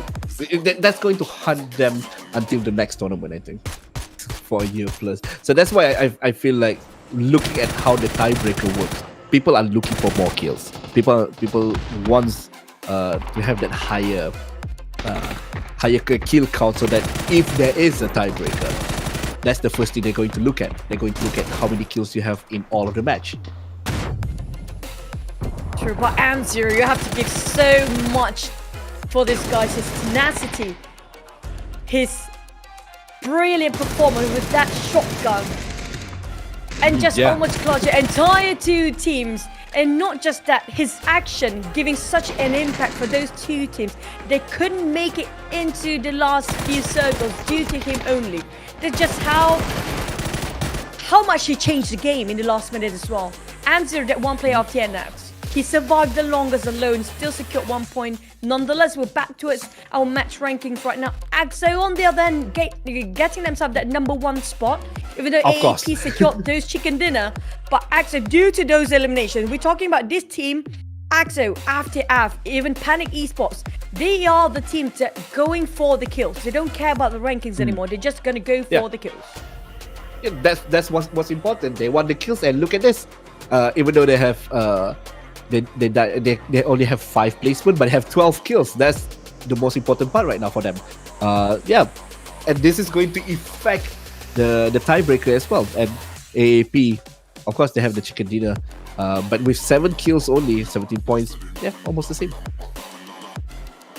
Again, if you are confused why EXO is number 1, is because of the kills. So now going into the overall ranking, 152, 141 for AAP and EXO. The gap is still there, but it's not that too it's far. Not bad. We're talking, the first and second place is like what, 10-ish sort of a gap, 11 points. 11. Same goes for the second and third and fourth. Now the gap is even further up to the 4th place here. But I have a feeling when it comes to the last map later, when it comes to Miramar for our final map of the day, I feel like the teams on the middle bracket, especially the teams are chasing to take down those on number 1, 2, 3, 4th and spot and so on. We're talking about the middle bracket from the 4th place down to possibly the 12th place here. They will change the game so much, and just making sure they disrupt the flow and momentum of first, second, third spot. They will try to nitpick all the teams, AAP, EXO and Gas. So on the side of these top 3 teams here, they have to be extra careful about how they rotate into the game, because there might be a bit of a clashes early on in the first few circles.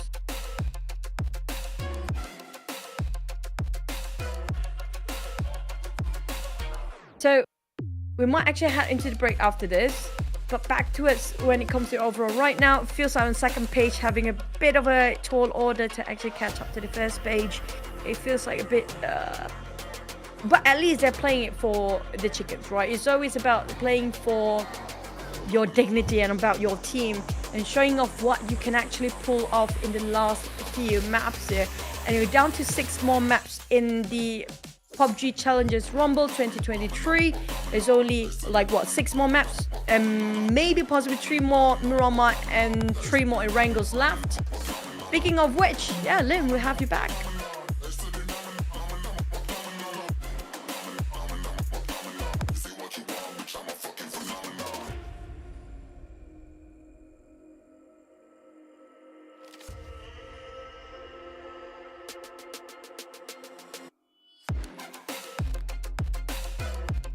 Can hear you, but okay. I think we're gonna I don't think so, not really, but I think we're gonna have to head into the break after this, possibly. I'm not sure if we're gonna head into it. I'm so confused about what's happening right now, but yeah. For the side of CG, they are the one that actually always kind of being the victim in this fights for most of the teams out there. Aurora, Singers for them. They're always there when it comes to the first few skirmishes. Yeah, welcome back. Okay, now you can hear me now? Yeah, thank you for being back. Yeah, I don't want to go. I still want to be here because there's one more game after this. Oh yeah, we're not heading into break, right? But I'm kind of confused, right? I'm so sorry, guys. Today it has been a lot of hiccups for any of your side and our side. I'm sorry for our end as well. There's so many shortcomings coming up from our. We're reading the chat and you guys are not so happy about it. Singers for us. We're trying our best here, but we're down to our final map of the day. And at the same time, we're looking at not really evenly splitting the map into 2. No, my OCD. First 2 maps of Miramar was splitting the map evenly, but this time it's a bit towards on the right side, crossing on top of La Bendita up to Campo Militar. But the circle is always the bigger question, right? Is it going to be lastly on this sort of a circle right on top of those flight path? Is it still going to be including power grid, or is it still going to be up on the crater field area? It feels like the circle is so unpredictable when it comes to Miramar today. Yeah, not only for Miramar, I think for all the games that we have for last week and this week, it's so unpredictable. And even the players, we can see like the rotation that they are doing is like, oh no, they need to change so much just to compensate how the circle goes. Seems like SL is going to be alone in the island. We'll be getting all the item. Wow! We'll need to consider moving fast because the circle is like the whole map away from them. They need to move like right now. This is surprising. This is surprising, the fact that EXO actually happened to drop there as well. They were not there the previous map, and now they happen to be right on top of the circle. I'm not sure if it's just luck or just really good call coming up from the IGL, but that definitely their circle to start with. We're talking about the only team dropping in the northern side, and they got most of the circle on their side as well. They got the firepower, they got the, you know what, when it comes to work as a team, they definitely got it so meticulously well done to move into a compound and start the fight as a unit. But the rest of the team that coming up down south of the way, that's going to be a long journey and tough ride for them. Because why? When the moment the circle is just one direction up north, it just shows that how many teams will actually have to force the crossfire. I think around Power Grid area, around St. Martin possibly, around even in the middle sort of a bracket, there's going to be so many teams that just happen to be clashing way too early. Yeah, that's why it's going to be. That's why people usually have their ears extra open in this kind of situation, so that they know they're going to be the only one here in this compound. Look at EXO right now. I feel like EXO is trying to look for vehicles, but I don't see any more than 1 or 2 vehicles. Not motorcycles. I don't think that's a good idea. I think it's a bundle of vehicles here on top of Terra Ahumada. Supposed to be. It's such a big town, not just that. It's just them right now on the northern side. There's nobody else. It's such You're a right. huge space for them to actually just loot up. But I'm not sure how long for the other teams to start to realize, you know what? It's good for us to get into the northern circle as fast as we can. But at the same time, if everybody have this kind of same mindset, they might have a huge clutch. On top of Christopherville, I think it would be probably like going to be 3 teams that park themselves right in the center, because look how fast they're trying to rotate coming out into the circle. We're talking about 3 teams already make themselves inside without any sort of loot. You just, you know what, we're going to find vehicle, just going to go for the drive and park ourselves in there. We definitely have sort of an idea that's not much of a team dropping on top of northern side. So whoever kept the vehicle will be having such a huge advantage for them, having this start of a map. Yeah, this is going to be an advantage not only for the early game so they can rotate and get more loose. This is good. Just one more roll. Just one more roll. Okay, there you go.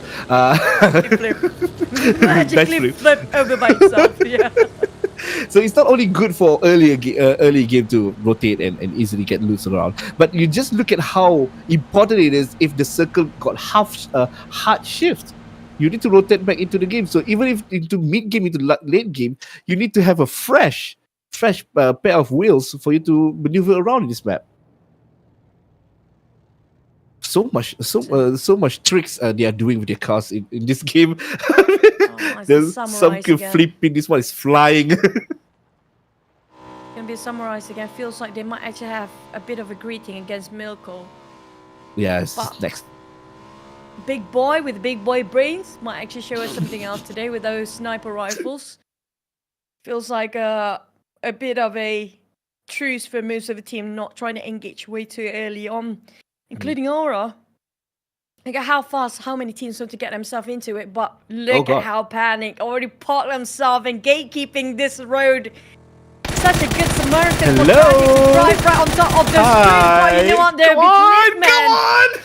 making roadblocks. Oh, the roadblock didn't work. Almost the clip had been finished, but the car is still, and the driver is still alive. Unfortunate, but hey, Aurora need to park himself and look for a new car. At least that's a problem. But Panic is still waiting onto the sideline doing the roadblock. And I think Aurora, you're going to meet with someone scary in a few seconds. Sadly, it's not scary enough. He's still alive as well.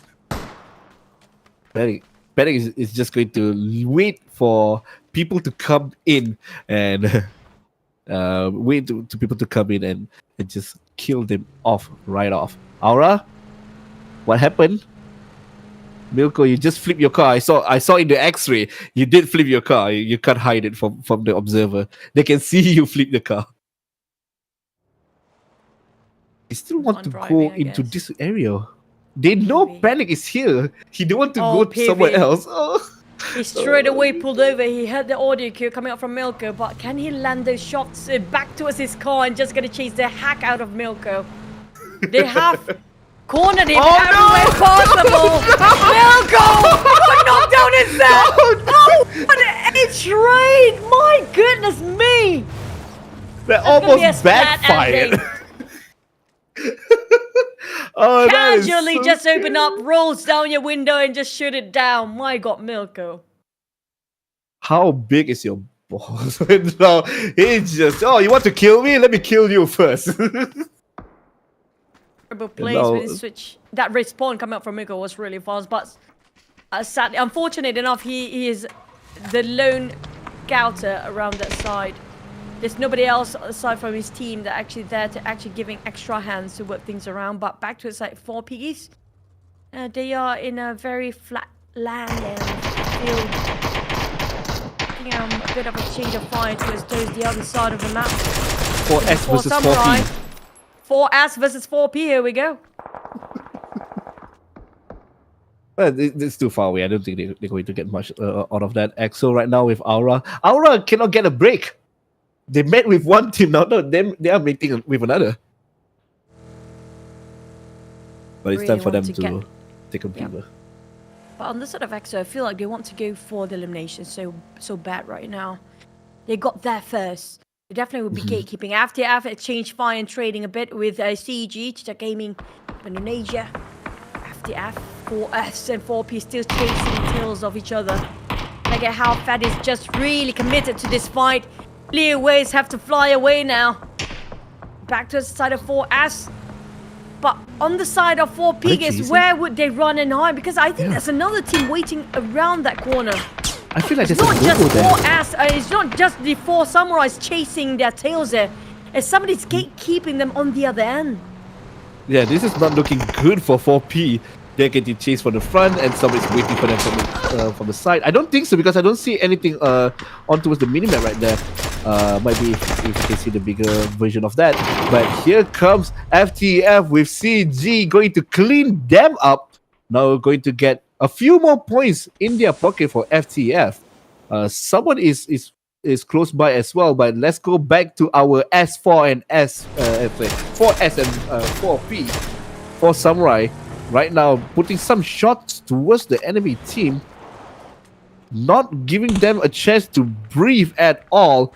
And now 4P is still running away towards the junkyard, but they are just going to use the compound for cover. 4S might be still chasing them. Looking back at Panic and Trident. Trident, what happened to you? Your health is already at half, and you're running away with only one person there. Trident. Yeah, everyone is still alive, but why are you alone there? Question myself, I'm not sure where are the rest of Trident right now. No, possibly just trying to get out this area and trying to find extra loot away from the rest of the team. And that gives away so much information back towards the side of the team as well. But the circle happened to be hard shifting towards the right side. It's going to be right on top of Tierra Bronca, possibly. That's why EXO start to move as well. Goose a bit too far separated. Spreading very thin from the rest of the team here. Coming up from the northern side, we do have also APH. Right on top of turret. Oh my god. But TNX M0 start to move to the side of Panic Esports PV. PV not being spotted out at all. Oh my god, what is so...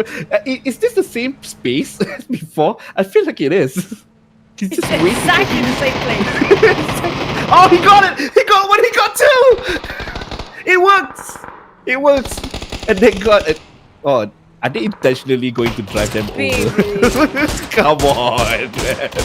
Come on, bro. I saw Osman made such a big U-turn the moment two of his teammate been knocked down.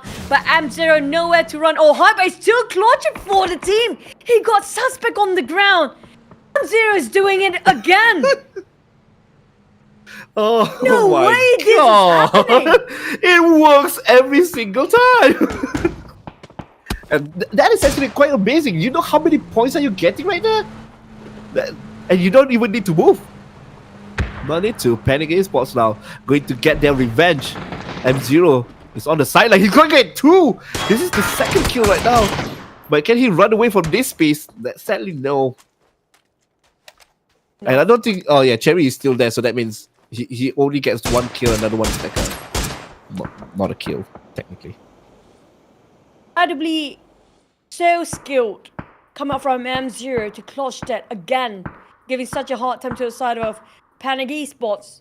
Now, drowning those M0 moments is just left with only 2 players. I think Dusky and another one, I'm not sure where he is at right now, but on the side of Gascan, they slowly approached by the side of 4 Piggies. Look right now having a bit of elevations to work around, but they are spreading too thin for the side of Gascan. I'm not sure what's the general idea. Maybe they're going to go for 1-1-1-1 formation where they're trying to go in a straight line or trying to get as much space to work with those kind of spread. But right now, 1v3 or 1v4. It doesn't this is look scary. so great on top of Luke. It's going to be really tough on his receiving end to just fight this alone. Yeah, it's a better spot for him to just run away from this. But again, 4P seems like they're not getting any break from this round. They're going to meet up with every single team in in this map right here. But moving away now, everyone is already in the circle. I think there's a few people that is still outside. I saw just before this. But 4S right now meeting up with Gas. Some damage have been dealt. Look at the health for Gas. Look, already been down from 4S, and he is ways away, miles away, going to get killed immediately. Now Gas only have 3 teams back. So 2. One of them is already down. I think that's around 300 meters apart between them. Actually have those shots going on. But for the side of the Samurais, leaving again Thaddeus as the last player. Maybe not. It's going to be 3 of them still surviving there. Nico's taking on just somewhere I say Gascan. Spreading themselves, but at the same time, Thad is stuck in between here, slowly compressed by these 2 sides, and now he's finally on the ground, kneeling and bleeding out. Where are the rest of the 4 samurais as Yukika managed to reset himself? They're just gonna flee the scene. They're just gonna build this one. They have to, but Gascan is actually gatekeeping this so hard. There's no way for them to make an entry. Oh my god! Yeah, there's no way for them to go in or go out technically, and they don't have any vehicles as well for Gas. But 4S will be running away. There is Tenax down there, but he's all alone, so that's not going to be as big of a problem. But someone is on top of the mountains shooting at them. That's going to be Panic right there.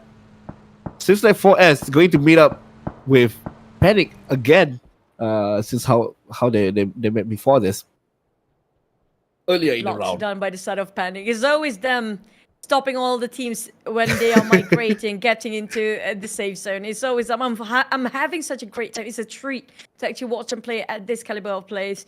Back to the side of one core. On the other hand, EXO might actually have a bit of a greeting to do, but PE now have been quite safer. Silence starting to break his silence with an SLR. Almost. Almost there. No. Barely making it out of FTF. Yeah, but he have a second chance right here, but I don't think this is a bit further away and there's more mountains there. So almost getting a kill for himself. But again, this is what we always see in Miramar. People love to split up because the map is way more bigger. There's more angle for you to choose from. There's not enough building, mostly open land. But now SL is going to get shot down by Nikos. Will get 1 kill for themselves for Gas in this case. EXO also waiting for ONC to drive in so they can do a rundown showdown. So opening fire to the side of one core. They're forced to actually get into in between and just got themselves the death trap possibly. But PE, now they start to shoot and run and gun. Whatever that move they were shooting down is straight right in the face of Silent. It's going to be a bit of a try between Hachi and also Silent here. So close, but Hayase, the one that actually knocked him down. Oh, he flipped! What is the timing of that flip? No! No! That is so unfortunate. Possible for solution. Oh, if he got a kill, that would be so cool. But sadly, the flip did not go well for him. But now one call is going to be focusing on EXO right here. Goose can just dodge around the bullets and still quite far away. But they don't have any vehicles. They have car. So it's a bit, it's a mile away before he can go into that car. I like to see the fight in the chat from the live stream. But I see like a few people focusing on Gas, a few people focusing on Namsel taking a bit of a shot there against one core coming up from the flank side, but Namsel got retaliated and been punished down to his knees there. As CJ trying to make a bit of damage control coming up from the flank side. Now slowly closing into a sort of FTF, but FTF actually being shot from behind, distracted. They're not focusing on what's in front. They hope their ways to as whatever their intention back down first. But now on the side of one core, crying for help. It's going to be Nando on his knees. But Tariq and the rest of one core is just having too much to handle. Two-way war here. Oof. Left, right, and center. There's going to be somebody. The EXO, on the other hand, will be the third party in this case. God. It's just really crucial for them to actually spot out what's across them. If not, all the teams down there will be decimated in the hands of EXO. Yeah, now PE. I don't know where can they go. I feel like they just need to get at least a few kills before they die. They have some utilities here. They're going to make the wall of smoke so they can safely run away from this horrible situation that they are in. It's a really horrible situation. But I love that EXO is on the high ground. It's focusing on right and left. But while I say that EXO, one player is now dead. The caster curse is real. And one call will get a few kills, including PE that was in the tough spot just now. Sure, he's cleaning off the floor easily, not breaking any sweat here. But Kaio actually have to flee. Going to a side, right in the side of Gascan. I mean, like Kaio. There's no way worse than you actually plant yourself there. Oh my god! Timing is the worst timing possible for him to actually be there. And he can already pre-fired the angle for the longest time. He's just waiting, and finally the bait came in, and now he's done. PE, man, unlucky for him. Eliminating, but AAP has been quiet this game. I haven't seen them in camera at all. But now Panic again trying to disturb the peace of people driving by, but now disturbing the peace of people in the house. Yeah, everything is quite close to each other. What happened there? The kill feed just went crazy with a grenade that might be a collateral damage that happens just now. Gas moving in. Let's see the next circle. Where is it going to be? Aurora get a kill from EXO while driving. And the circle will hard shift again towards the bottom. And most of the players need to go in and drive into that situation, which is not that great. Arkangel going to kill APH. And they're still not done. Ooh, Arjun bot a bit further away from the enemy team, for their own teammates. For Angels, for S. Shot by Gascan, frag shot, making sure just easily taking away those shots. But back to the side of AEP, like I mentioned earlier on, then also the one that actually got himself in the center of the circle is going to be the only team there, Charm Farmers. But the rest of them coming out from the northern side, actually taking a patrol station for a bit. But Aurora, and also one core, Aurora Juice, it feels like he's kind of in a death trap there, being surrounded by both teams at the same time. Tragic and Juice, the only last two remaining member coming up from Aurora. Which way would they go? Which poison would they pick? And straight, it's like you go for the back line, you go for the front ones. There's no way out from there. AAP got himself quite a vintage view, but still have to cross their way to it. So many teams in front of them. We're talking about like all the teams literally right across them. They have to grind themselves into the safe zone if they want to make it in. And even if they want to follow the outer ring of the circle is already moving. So they don't really have a chance to do that now. And they only have 3 cars, so one of the cars, we have 2 people. Oh no, they're driving 2 cars, so one car is 2 players, and if that car explodes, it's not gonna be good news for them. AP, luckily, it can run away from this area without getting shot by that much. But they are U-turning in towards Trident. There's going to be a 4v4 fight within this compound. And they're just going to dish out the pin towards Trident. Or if Trident is going to fight back in. So they're going to meet with one person, but sadly the shot will not land. And that will be 1 player down for the count for Trident. And AAP is still healthy with all 4 players still alive. Evil Patrick and the rest of them want to push. They definitely want to push. They start to push already. Blast with Mini 14 trying to keep his guard up and making sure they will not bridge this side. The moment they bridge in, that's going to be really a big problem for the side of Trident. Look at how Evil Patrick made waves with those smokes, but Panic Esports Piggies making it such a problem for them to actually cut across, but still making it for Evil Patrick and none as well. No, they have to pull back and retreat for the side of Trident. They got an upgrade of loot, but no! The cause of what? And Salty is so close of losing that as well. Got himself back out with those first aids, but Snooze just couldn't help him anymore. But now we're a bit of training to do. It's going to be coming up from PV, if I'm not mistaken. Never mind. It's still the end of them. The moment they make into the compound of Trident, they start to lose their butt. The next fight is just so close for AAP. Same goes for Panic Esports. They cannot have a rest just yet.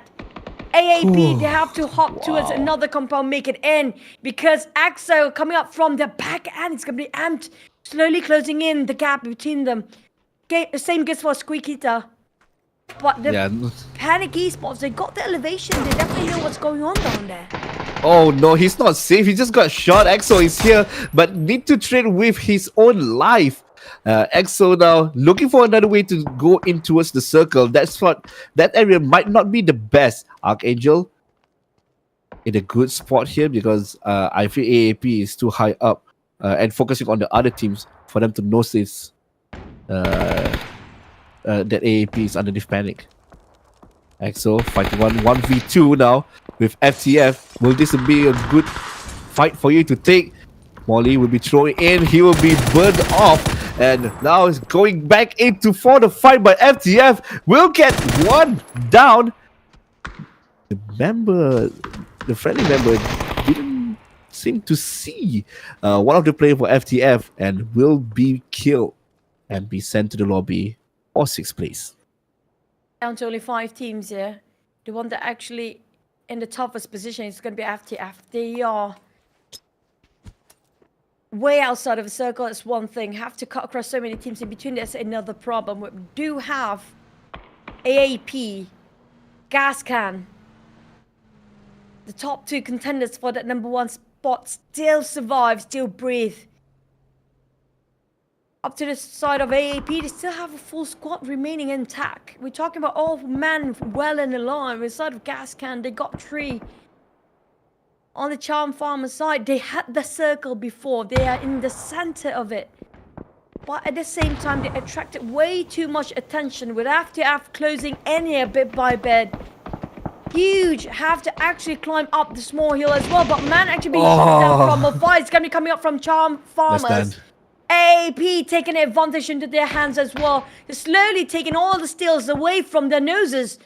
Back to the side of CF, they make it in, they make into the compound, but at the same time, Panic, they are a bit in the low ground sort of a prospect. It's so hard for them to actually know what's high up there.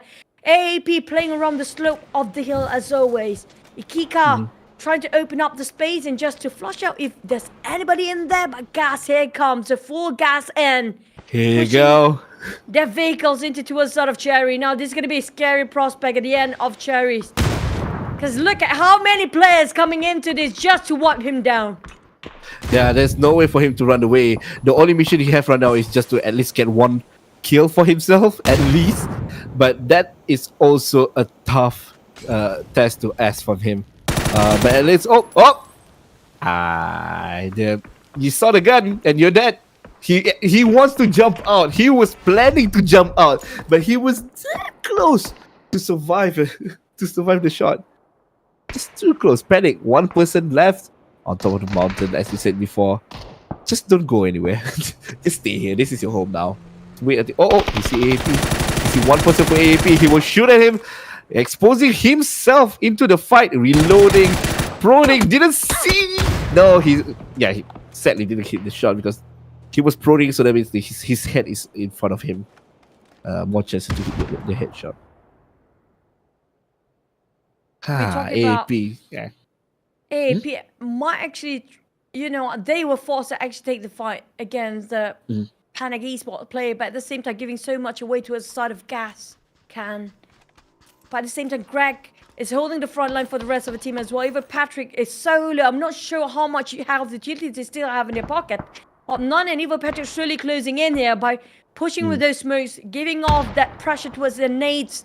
Just trying to make sure that Gascan will actually be retreating and pull back for a bit. But look at how huge standings that he stands there, making such a big flank towards the side of CF.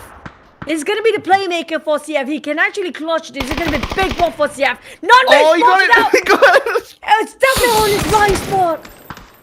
Oh, just one though. Sadly, he didn't even get the point. He just downed him. So, it's, almost. Close. And a nice try for them. But now this is a chance for Gas to come in.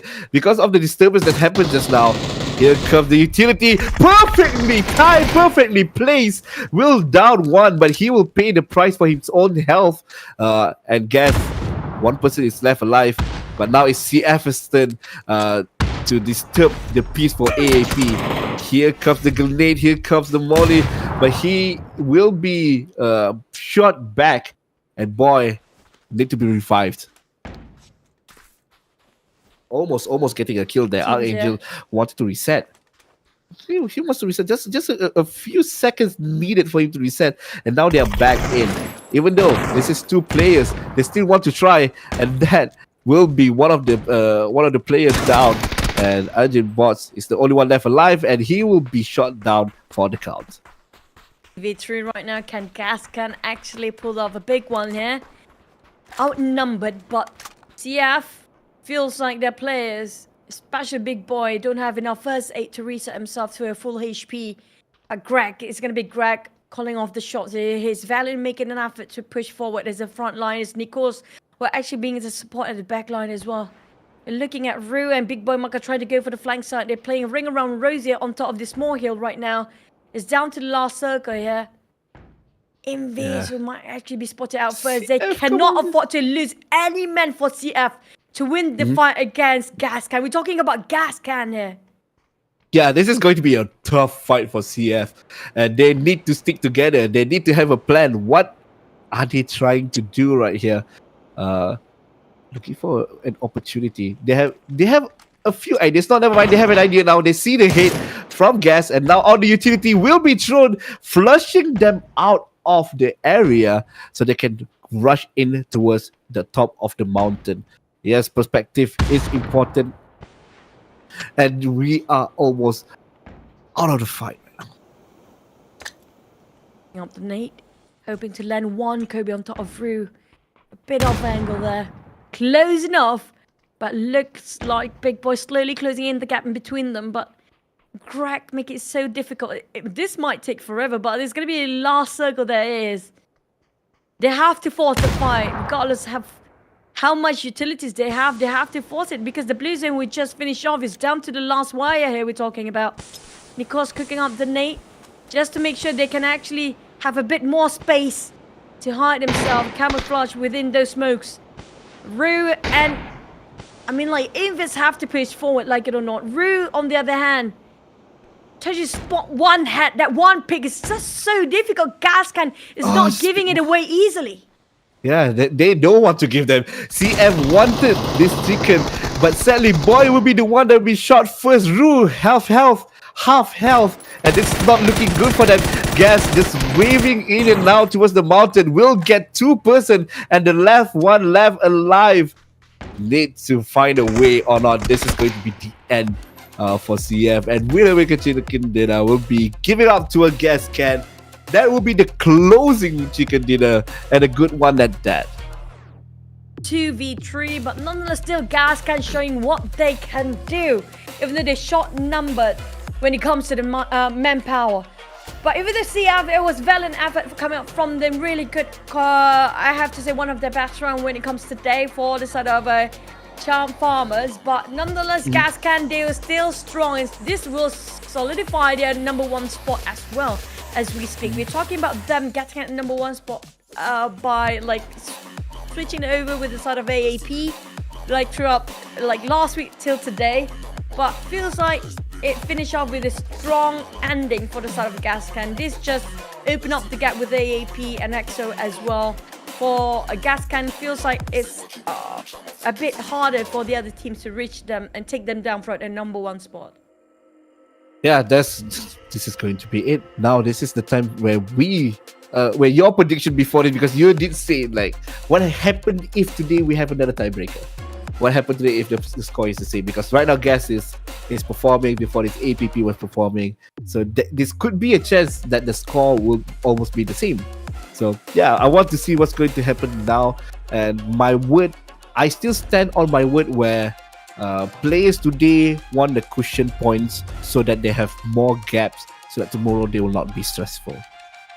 Based on how they play, Yeah. But what you mentioned It's about not it. if it's down to the tie, right? I mean, like the point based on the super rule or the standard universal PUBG Mobile Esports rule, I think it's down to the wire. If that's the tie, maybe they consider about the chicken dinner, the eliminations, and also the Yep. ranking points. That's going to be in play as well. There's no way down to the last one, which, if I'm not mistaken, down to either elimination or the rank, between that or. But the chicken dinner now will matter so much when it comes to a tie in the last minute as well. So we want to see how the teams will fare actually tomorrow. But today has been really a good day for so many teams. I mean, like, we don't have any teams that are having a back-to-back chicken dinner so far. But Gas actually do get double chicken in a day. Yeah. Sadly, it's not back to back, but it is. They got 2 chicken dinners today. There's a lot of points in their pockets. Even though the first 2 rounds of the day they didn't really perform that well. Right now, it doesn't really matter at all. And I hope they can do well tomorrow, because sadly I'm not going to be here tomorrow, but I'm still going to be in the chat watching the stream, because Gas and AAP have been showing off amazingly well into this match. I personally love how EXO actually have to offer, and on the side of Tenax, even though they're not up there in the top 5, you have to give so much credit for M0. I mean, like, this guy has been working everything he has, putting on the table. He clutched almost a 2v1 again, or like the entire team clutched again. He was a 1v2 teams before, but also another team that have sort of the same momentum as EXO, which have very aggressive play, love those crappy plays, is going to be coming out from the side of PE. They were really strong in the first few Wrangle maps, but it feels like they toned down a bit when it comes to Roma. Yeah, it feels like it, but tomorrow there's going to be more. Tomorrow there's going to be 2 matches for Miramar. It's going to be 3 Wrangles. 3 matches for and- Miramar. Yeah, Yeah, it's going to be 3 yeah. Wrangles at 2 Miramar. So it's going to be heavily leaning to a side of Wrangle. But so far, when it comes to Gas and Gascan and AAP, look at how close they are when it comes it's to those so eliminations. close, The one oh my actually God. pulling them apart is just going to be those chickens. Yeah, that's the only thing that differs both of them. Yeah, this is. If you're a fan of any one of these teams, you're going to be sitting at the end of your seat, because overall rankings, this is the only way for you to know that. AAP, 12 points. That's actually a lot compared to what happens at the start of the day. This is actually a lot more than I was expecting. Surprised, actually. I mean, like, my math is just terrible, but at the same time, I'm surprised at how Gas being pushed down in the last minute as well by AAP. This is like not even a gap. They're like, still a gap is a gap, but at the same time, EXO slowly closing up. I'm loving how there's all 3 flags up there are different flags in the top 4. But one Yeah. was the closest one to actually can catch up to us the top 3 here. We're talking about tomorrow, how it will be for these teams. And I'm expecting very aggressive play, especially the middle bracket. 5th place down to 11. It's going to be really hectic tomorrow. Yeah, tomorrow is going to be so fun. Again, if you guys, any one of you guys that is a fan of any of the team, come watch tomorrow, because tomorrow is the final day, and that is where we can see who will be the team that's going to be qualified to the next stage, and who is the others just going to be a viewer, not a player. Yeah, of course the prize pool as well. But, Because that's supposed to mean. was it? Yeah, everyone else can't play in the next. So just a viewer. They're not going to be a player. I mean, like, we can backseat, right? That's what we Ah do. But hey, man, isn't that Today- what casting is for? Is backseating? that's kind of true in that sense. I cannot deny that. But again, you guys are tuning into the PUBG Challengers Rumble. That was actually the last map of the day. And it was a really tough start for us. I mean, like, a bit of hiccups here and there, right? But at the same bit. time, we want to say thank you so much for you guys have been tuning with us. It has been an incredible journey. And today, we're looking at the teams that down to the last wire to make it in for their GPS. And also when it comes the Global PUBG Mobile Series, and also for the Asian Super Cup. There's only 1 spot from them. I do know that the Asian Super Cup do have another 3 slots, but it's called a special slot. so I'm not sure who are the other 3 teams are. But thank you so much for today, Lin. And I'm sorry for my, whatever language I'm speaking, you guys don't get it. I'm really sorry. That's what I'm trying my best, you guys. I'm sorry for my webcam. Keep dying on me and no idea. Tried our best. Tried our best. Really did. But I think that's it for us. We're going to wrap things up and see you guys tomorrow. It's still going to be me. I know so much of you are disappointed with us today, but I'm still going to disappoint you more tomorrow. But we had fun today at least, right? There's a bit of a delay between us. But production team, you guys have been great as well. Thank you for having us here. I think that's it for today. See you guys tomorrow. Take care. Stay safe. See you in the final day.